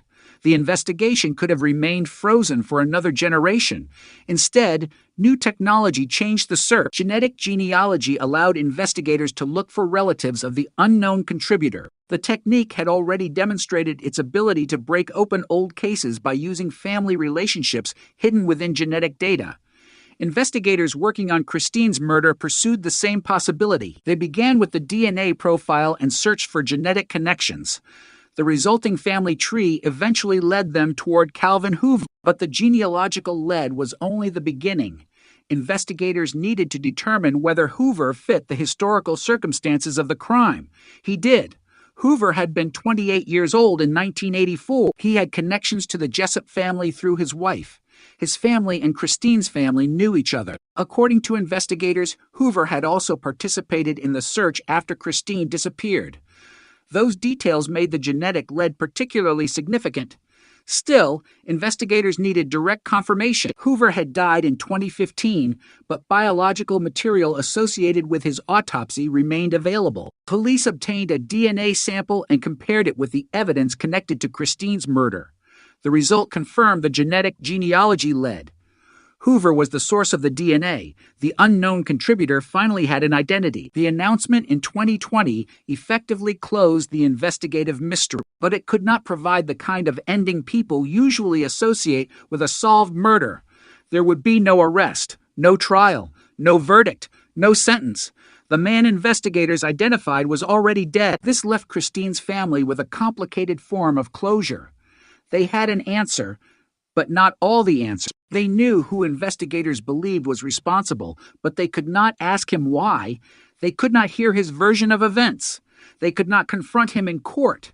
They could not watch him accept responsibility or deny it. The evidence had spoken, but the person connected to it could no longer speak. That silence is one of the most haunting elements of the case. It also demonstrates why cold cases can be emotionally complicated even after they are solved. The public often imagines a solved case as a moment of complete resolution. A suspect is arrested. Evidence is presented. A verdict is reached. The family receives justice. But real investigations do not always end that way. Sometimes the suspect is already dead. Sometimes critical witnesses have died. Sometimes memories have faded. Sometimes physical evidence can identify a person but cannot answer every question. The Christine Jessup case contained all of those difficulties. It had crossed more than 3 decades. The original investigation had been compromised by a wrongful conviction. The innocent man had been exonerated. The real killer had remained unidentified. And when modern science finally revealed his identity, he was beyond prosecution. Still, the identification mattered profoundly. It established that the DNA associated with Christine's murder belonged to Hoover. It corrected the record. It confirmed that Morin had not been responsible. It gave Christine's family the answer they had waited decades to receive, and it demonstrated the extraordinary value of preserving forensic evidence. The biological material had been collected decades before genetic genealogy existed. Nobody in 1984 could have known exactly how powerful that evidence might become. But investigators preserved it. That decision gave future investigators something to work with. The DNA profile became the bridge between 2 generations of forensic investigation. In one era, it was evidence that could not identify a suspect. In another, it became a pathway through a family tree. And eventually, it became a confirmed genetic link. The case, therefore, represents more than a murder solved through modern technology. It represents the long-term consequences of evidence preservation. It shows why a cold case should never be considered completely hopeless, simply because conventional investigation has failed. Science evolves. Databases expand. Genetic methods improve. Investigative techniques change. What cannot be solved today may become solvable tomorrow. But the story also reveals a painful warning. The longer a case remains unsolved, the more difficult the eventual investigation can become. Witnesses disappear. Records are lost. People die. Memories change. Suspects may die before investigators identify them. The opportunity for direct justice can vanish even while the truth remains discoverable. That is exactly what happened with Hoover. Investigators eventually found him, but they found him after death. The evidence had survived. The suspect had not. For Christine's family, the timing was heartbreaking. They had spent decades without knowing who was responsible. When the answer finally arrived, it could not bring them the justice they might have imagined in 1984. It could only bring knowledge. Yet knowledge can still matter. The identification gave the family a name instead of an unknown person. It corrected the historical record. It allowed the case to be officially understood in a way that had been impossible for most of Christine's life, and it ensured that the man whose DNA was connected to the crime would no longer remain anonymous in the history of the investigation. The story also restored another truth that had been buried beneath the original prosecution. Guy Paul Morin was innocent. For years, his name had been associated with Christine's murder because of a conviction that later collapsed. His exoneration was essential, but the later identification of Hoover provided another layer of confirmation. The biological evidence that cleared Morin eventually pointed towards someone else. The case had not merely been unresolved, it had been misdirected. The real killer had remained beyond the reach of investigators while the wrong man faced the consequences. That is why the final identification carries such weight. It did not simply close a cold case, it corrected decades of misunderstanding. But even after the correction, one haunting truth remained. Christine's murder could be solved without ever being completely explained. Hoover could be identified without ever being questioned. The DNA could establish a connection without revealing every moment of the crime, and the family could receive an answer without receiving the full story. That is the strange ending of the Christine Jessup case. The mystery of identity was broken. The mystery of motive remained. The evidence had survived long enough to name the man. It had not survived in a form capable of telling everything else. And so the case entered history not as a perfect story of justice, but as something more complicated. A child murdered, an innocent man wrongly convicted, a killer identified decades later through genetic genealogy, and a family forced to accept an answer that arrived after the person responsible was already gone. The courtroom never heard the final evidence, but the evidence itself had finally spoken. Before Calvin Hoover's name entered the investigation, there was another name permanently attached to the Christine Jessup case: Guy Paul Morin. For years, Morin was presented as the man responsible for Christine's murder. His arrest created a sense of progress. His conviction created an apparent end, but that ending was false, and the consequences of that false conclusion would last for years. When DNA testing finally demonstrated that Morin was not the source of the biological evidence connected to Christine's murder, the case changed forever. It was no longer simply a search for a missing killer. It became a search for the truth after the justice system had already punished the wrong man.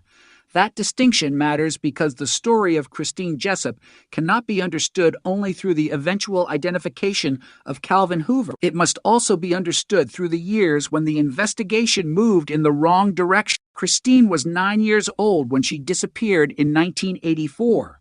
Her family wanted answers. The community wanted answers. Police wanted a suspect. The pressure surrounding the case was enormous. A child had vanished, and then her body was found. Every day without an arrest intensified the public demand for progress. Investigators eventually focused on Morin, a neighbor whose circumstances placed him under suspicion. The case against him moved forward until he was convicted. But the conviction did not resolve the underlying evidence. The biological material connected to the murder remained a problem that would eventually destroy the prosecution's theory. Modern DNA testing gave investigators something the original investigation had lacked: a method capable of examining biological evidence with extraordinary specificity. The results excluded Morin. The man who had been convicted was not the person whose DNA was connected to the crime. His conviction was overturned in 1995. Suddenly, the apparent ending became another beginning. Christine was still dead, her killer was still unidentified, and Morin had to live with the consequences of being wrongly accused and imprisoned for a crime he did not commit. The case became a powerful example of how devastating an incorrect conclusion can be. A wrongful conviction does not simply disappear when a court overturns it. The years cannot be returned. Reputation cannot instantly be restored. The psychological consequences cannot be erased by a legal declaration. And while Morin was rebuilding his life, Christine's family still had no answer about who had actually killed their daughter. The investigation therefore carried to unresolved wounds. One involved an innocent man who had been punished. The other involved a murdered child whose killer remained free. The DNA evidence connected those two wounds. It had helped prove Morin's innocence, but it also contained information about the real perpetrator. The problem was that investigators could not yet interpret that information far enough to produce a name. The genetic profile was there. The direct match was not. For years, the unknown contributor remained exactly that. Unknown. The case entered the long, frustrating world of cold case investigation, where files remain open, but progress becomes increasingly difficult. The passage of time worked against investigators. People died, memories faded, communities changed, technology became outdated, but the DNA remained. That biological evidence became the most durable element of the entire investigation. It did not forget what happened. It did not change its genetic characteristics because decades passed. It waited for science to become capable of using it differently. That opportunity arrived with investigative genetic genealogy. The technique allowed investigators to approach the unknown DNA contributor through relatives rather than through a direct database match. It was a completely different way of thinking about identity. Traditional forensic investigation often asks whether the DNA belongs to someone already known to police. Genetic genealogy asks whether the DNA is connected to a family whose members may be identifiable through genealogical records and genetic databases. The search can begin with a distant relative and move toward the unknown contributor. In the Christine Jessup investigation, that approach eventually led investigators toward Calvin Hoover. The name was significant for reasons that extended beyond genetics. Hoover had been 28 years old in 1984.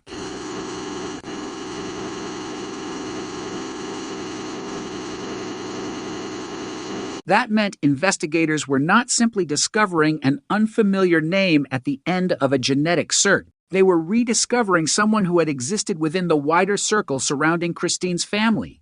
The revelation was disturbing, but investigators still needed direct confirmation.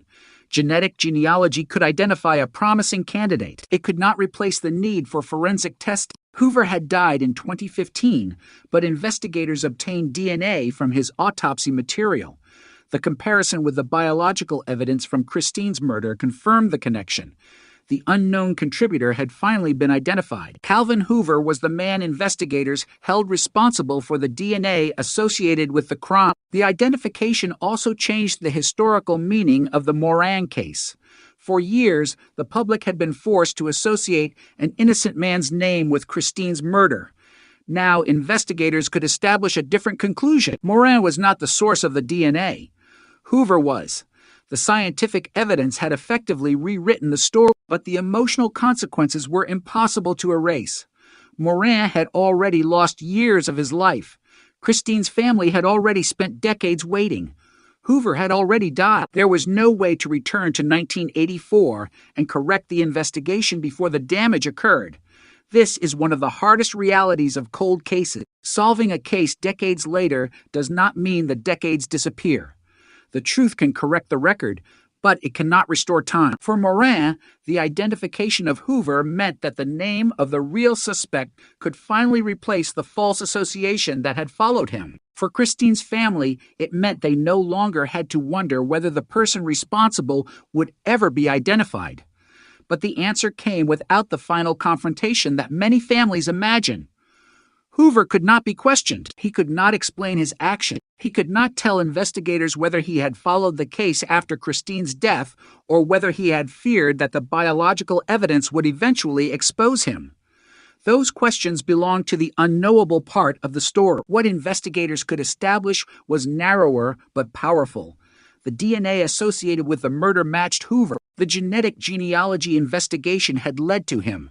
His circumstances were consistent with the investigation, and because he was dead, police stated that they would have arrested and charged him if he had been alive. That conclusion closed the investigative loop, But it did not close every emotional loop. Christine's family still had to live with what had happened to their daughter. Morin still had to live with what had happened to him. The community had to confront the fact that the person responsible had remained unidentified for more than 3 decades, and investigators had to acknowledge that the original investigation had failed in a profound way. Yet there was another lesson buried inside the tragedy. The case demonstrated why evidence preservation mattered. The biological evidence that eventually identified Hoover had been collected long before genetic genealogy existed. Nobody in 1984 could have known exactly what forensic technology would look like decades later. But because the evidence survived, future investigators had an opportunity that earlier investigators did not. The past had left behind a physical trace. The future learned how to read it. This is why cold cases can remain alive even when active investigation appears to have stopped. The case file may sit quietly, but science continues moving. A new database can create a new possibility. A new forensic method can change the meaning of old evidence. A new investigator can see a connection that previous investigators could not. Christine's case was transformed not because someone suddenly discovered a forgotten object, but because investigators found a new way to use evidence that had already existed for decades. The final identification therefore belonged to more than one generation. Investigators in 1984 collected evidence. Later, scientists used DNA testing to clear Morin. Genealogists and forensic specialists eventually used genetic genealogy to pursue the unknown contributor. Investigators then confirmed the resulting lead through direct DNA comparison. Each generation added another piece. No single person could have solved the case alone using the tools available at the beginning. It required time, preservation, and technological progress. And perhaps that is the most important reason Christine's story continues to resonate. The case demonstrates how dangerous certainty can become when evidence is incomplete, but it also demonstrates how powerful evidence can become when investigators refuse to let it disappear. The original certainty was wrong. The later science was able to correct it. Morin was innocent. Hoover was identified. Christine's murder finally had an investigative answer. But the years between those two conclusions cannot be erased. They remain part of the story. They are the years when a family waited, when an innocent man fought to clear his name, when investigators searched without knowing where the evidence would eventually lead, and when the real killer lived beyond the reach of the investigation. In the end, the DNA did more than identify a dead man. It restored a fundamental truth that had been obscured for decades. The person once convicted was not responsible. The person whose biological evidence had been preserved was finally identified, and Christine Jessup, the 9-year-old girl whose disappearance had started everything, was no longer at the center of a mystery without an answer. Her case had finally forced the past to confront the evidence it had left behind. For 36 years, the Christine Jessup investigation carried a question that seemed almost impossible to answer. Who was the man whose DNA had been left behind in connection with the murder of a 9-year-old girl? The question survived an investigation, a wrongful conviction, an exoneration, and decades of technological change. It survived because the evidence survived. And eventually, that evidence became something more than a clue. It became the foundation of an identification that would transform the case forever. By the time Toronto police announced the identification of Calvin Hoover in October 2020, the investigation had already passed through several different eras of forensic science. Each era had contributed something. The original investigators had collected evidence from the crime. Later, forensic testing had helped establish that Guy Paul Morin was not responsible. Then genetic genealogy created a path toward the person whose DNA had remained unidentified. Finally, direct comparison with DNA associated with Hoover confirmed the connection. It was not one sudden discovery. It was decades of accumulated evidence, corrected assumptions, and scientific progress converging on the same point. But behind the technology was still the same unanswered human tragedy. Christine had been 9 years old. She had gone home from school on October 3rd, still 1984. She never returned to the ordinary life that should have followed. Her family had expected a child to come home, make plans, meet friends, and grow older. Instead, they entered a nightmare that would continue for decades. Her body was found on December 31st in a farmer's field near Sunderland. The search for a missing child had become a homicide investigation, and the person responsible disappeared into the uncertainty of the case. Investigators initially pursued Guy Paul Moran. He was eventually convicted, but DNA testing later established that the biological evidence did not come from him. His conviction was overturned in 1995. That moment should have marked the beginning of a new search for the real killer, but cold cases do not always move quickly. The investigators had a genetic profile, yet there was no direct match. The evidence could tell them that the person connected to it was not Moran, but it could not tell them his name. That limitation remained for years. Then the world of forensic investigation changed. Genetic genealogy introduced a new way of searching for unidentified perpetrators. The technique relied on one of the most fundamental facts of human genetics: relatives share genetic information. Even if an unknown person's DNA is absent from law enforcement databases, relatives may have genetic profiles available through genealogy databases. Investigators can potentially use those relationships to construct family trees and narrow the search toward an individual. But the process is not as simple as finding a surname and declaring the case solved. Genetic genealogy creates investigative leads. Those leads must then be tested against traditional evidence. Investigators need to determine whether a potential suspect could have been in the area, whether his age fits, whether his history fits, and whether direct DNA testing confirms the genetic connection. In Christine's case, the genealogical trail eventually led investigators to Calvin Hoover. Hoover had been 28 years old in 1984. He had connections to Christine's family through his wife. This was a critical detail because it meant the genetic lead had a real-world connection to the victim and her community. The name did not exist in isolation. It belonged to a man who had lived within the social environment surrounding the Jessup family. The investigation then faced a practical obstacle. Hoover had died in 2015. He could not be interviewed. He could not provide a voluntary sample. He could not be confronted with the evidence, but investigators were able to obtain DNA associated with his autopsy and compare it with the biological evidence from the murder. The result confirmed the connection. The unknown DNA contributor had been identified. The announcement was extraordinary because it answered a question that had remained unresolved since 1984.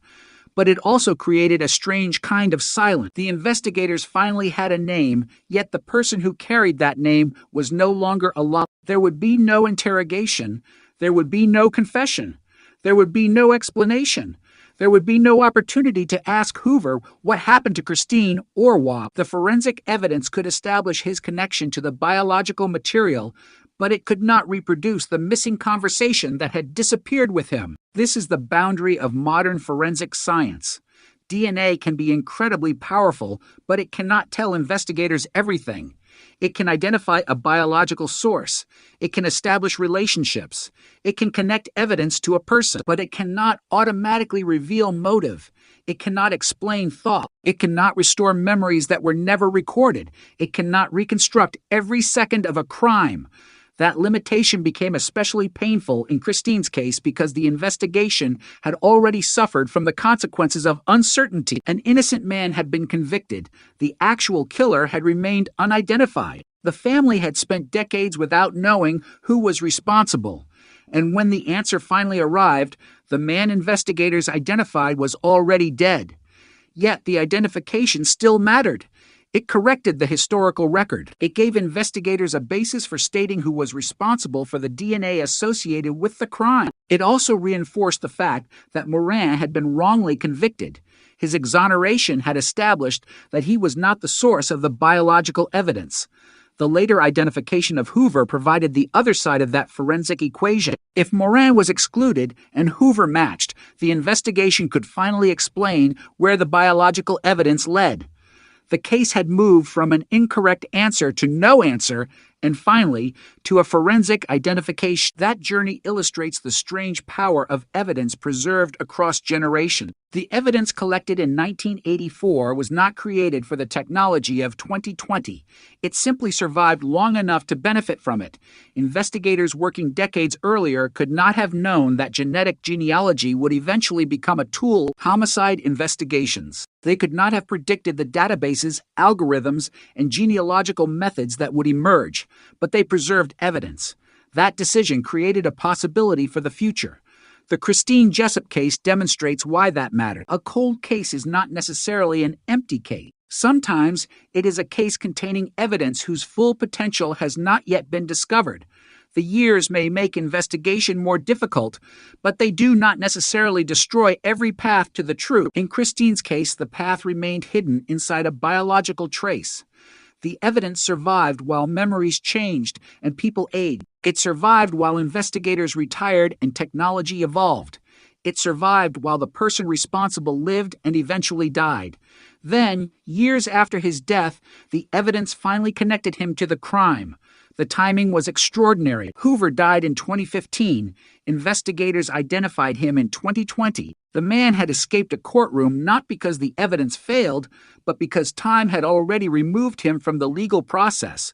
That reality prevented the conventional form of justice, but it did not prevent identification. Toronto police stated that had Hoover been alive, he would have been arrested and charged. The department's conclusion therefore depended on evidence strong enough to support that investigative determination. The family finally had a name, but they still had to live with everything the name could not explain. They could not ask why. They could not hear an apology. They could not watch the person responsible face a judge. They could not recover the years that had been lost. The identification could not change the past. What it could do was prevent the past from remaining falsely understood. Christine's murder would no longer be a case in which the wrong man carried the historical burden. It would no longer be a mystery without an identified perpetrator. The evidence had finally established a direction, and that direction had begun with something incredibly small: biological material left behind during a crime more than 3 decades earlier. That tiny trace had outlived the investigation that first collected it. It had outlived the suspect's anonymity. It had outlived the suspect himself. Eventually, it became the most important voice in the case. There is something haunting about that idea. Human beings forget. Communities change. Files become old. Memories fade. But DNA does not care how much time passes. It remains a record of biological identity. If preserved properly and interpreted with appropriate scientific methods, it can wait. And Christine's evidence waited for 36 years. It waited through the wrongful conviction of Guy Paul Morin. It waited through his exoneration. It waited through years without a database match. It waited until genetic genealogy provided another route. And finally, it led investigators to Calvin Hoover. The case had not been solved by a dramatic confession or a sudden witness. It had been solved by persistence, by preservation, by science, by investigators willing to return to an old question and ask it differently. That is why the Christine Jessup investigation remains so powerful. It is not simply a story about a killer who was eventually identified. It is a story about how the truth can remain hidden without disappearing. The evidence was there all along. The world simply had to catch up with it. And when it finally did, the silence surrounding Christine's murder was broken not by the voice of the man responsible, but by the evidence he left behind.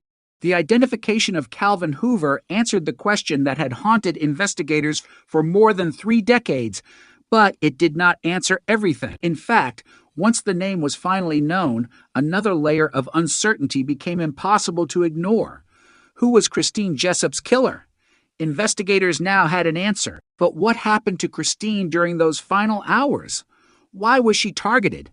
What was the sequence of events that led from an ordinary afternoon in 1984 to a crime that would remain unsolved for more than 30 years? Those questions were never given the same certainty as the DNA identification, and perhaps they never could be.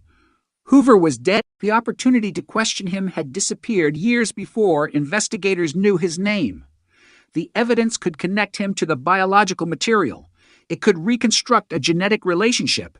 It could establish an investigative conclusion, but it could not make the dead speak. That silence became the final mystery of the Christine Jessup case. Christine was 9 years old when she disappeared on October 3rd, SIL 1984. She had returned home from school. She was supposed to meet a friend. It was an ordinary day, interrupted by something nobody around her could have predicted. Her disappearance immediately transformed the atmosphere around her family. The search began with hope. People wanted to believe she would be found alive. Police investigated her movements. Neighbors became part of the search. Questions spread through the community. Every possible explanation had to be considered. But as the hours became days and the days became weeks, the fear became harder to escape. Christine was not simply missing. Something had happened to her. On December 31st, her body was discovered in a farmer's field near Sunderland. The discovery ended the uncertainty about whether she was alive, but it created a much darker question: who had killed her? The investigation that followed would eventually focus on Guy Paul Morin. Morin became the man accused of committing the crime. His conviction created the appearance of resolution, but the appearance was false. DNA evidence later proved that he was not responsible. His conviction was overturned in 1995. The exoneration exposed a devastating failure. The wrong man had been convicted while the real killer remained free. Yet the same biological evidence that cleared Morin also preserved a path toward the actual perpetrator. For years, that path seemed to lead nowhere. The DNA profile existed, but investigators had no direct match. The unknown contributor remained anonymous. The case became one of those investigations that seemed destined to remain unresolved forever. Then genetic genealogy changed the equation. Instead of asking whether the unknown DNA belonged to someone already known to police, investigators began searching for genetic relatives. The strategy was fundamentally different. It treated the DNA not only as evidence of identity, but as evidence of family connection. A relative could lead to a family tree. A family tree could lead to a potential suspect. And a potential suspect could then be tested directly. The process eventually led to Calvin Hoover. The significance of his name was intensified by his connection to Christine's family. Hoover had been 28 years old at the time of the murder.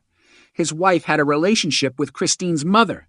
The families were connected. According to investigators, Hoover had also participated in the search for Christine after she disappeared. That detail is particularly disturbing because it places him within the community response to the very crime investigators later connected to him. The man identified decades later was not someone who existed entirely outside Christine's world. He had a connection to people who knew her. He was close enough to be part of the surrounding social environment, yet nobody could see what the DNA would eventually reveal. That is one of the most unsettling features of cold cases. The truth may exist in plain sight while the evidence needed to recognize it remains unavailable. In 1984, investigators did not have the tools they would later use. In the years that followed, the case was shaped by the wrongful conviction of Morin. By the time genetic genealogy became available, Hoover was already dead. He had died in 2015. Investigators therefore had to work backward through the evidence he left behind. DNA obtained from his autopsy material was compared with the biological evidence from Christine's murder. The result confirmed the genealogical lead. Hoover's DNA matched the evidence. Toronto police announced the identification in 2020. Police stated that Hoover was responsible for the DNA sample found on Christine's underwear and considered him responsible for the murder. If he had still been alive, investigators said he would have been arrested and charged. But there would be no arrest. There would be no trial. The final questions would remain unanswered. That absence of a courtroom is important because a trial often provides a public reconstruction of a crime. Investigators present their evidence. Witnesses explain what they know. Prosecutors establish a timeline. Defense attorneys challenge the evidence. Jurors evaluate the competing arguments. The process can expose details that never emerge during an ordinary investigation. In Christine's case, none of that could happen. Hoover could not be questioned. No jury would hear his explanation. No prosecutor would ask him where he had been. No defense attorney would challenge the allegations in his presence. The identification, therefore, had to stand on the forensic evidence and the investigative work surrounding it.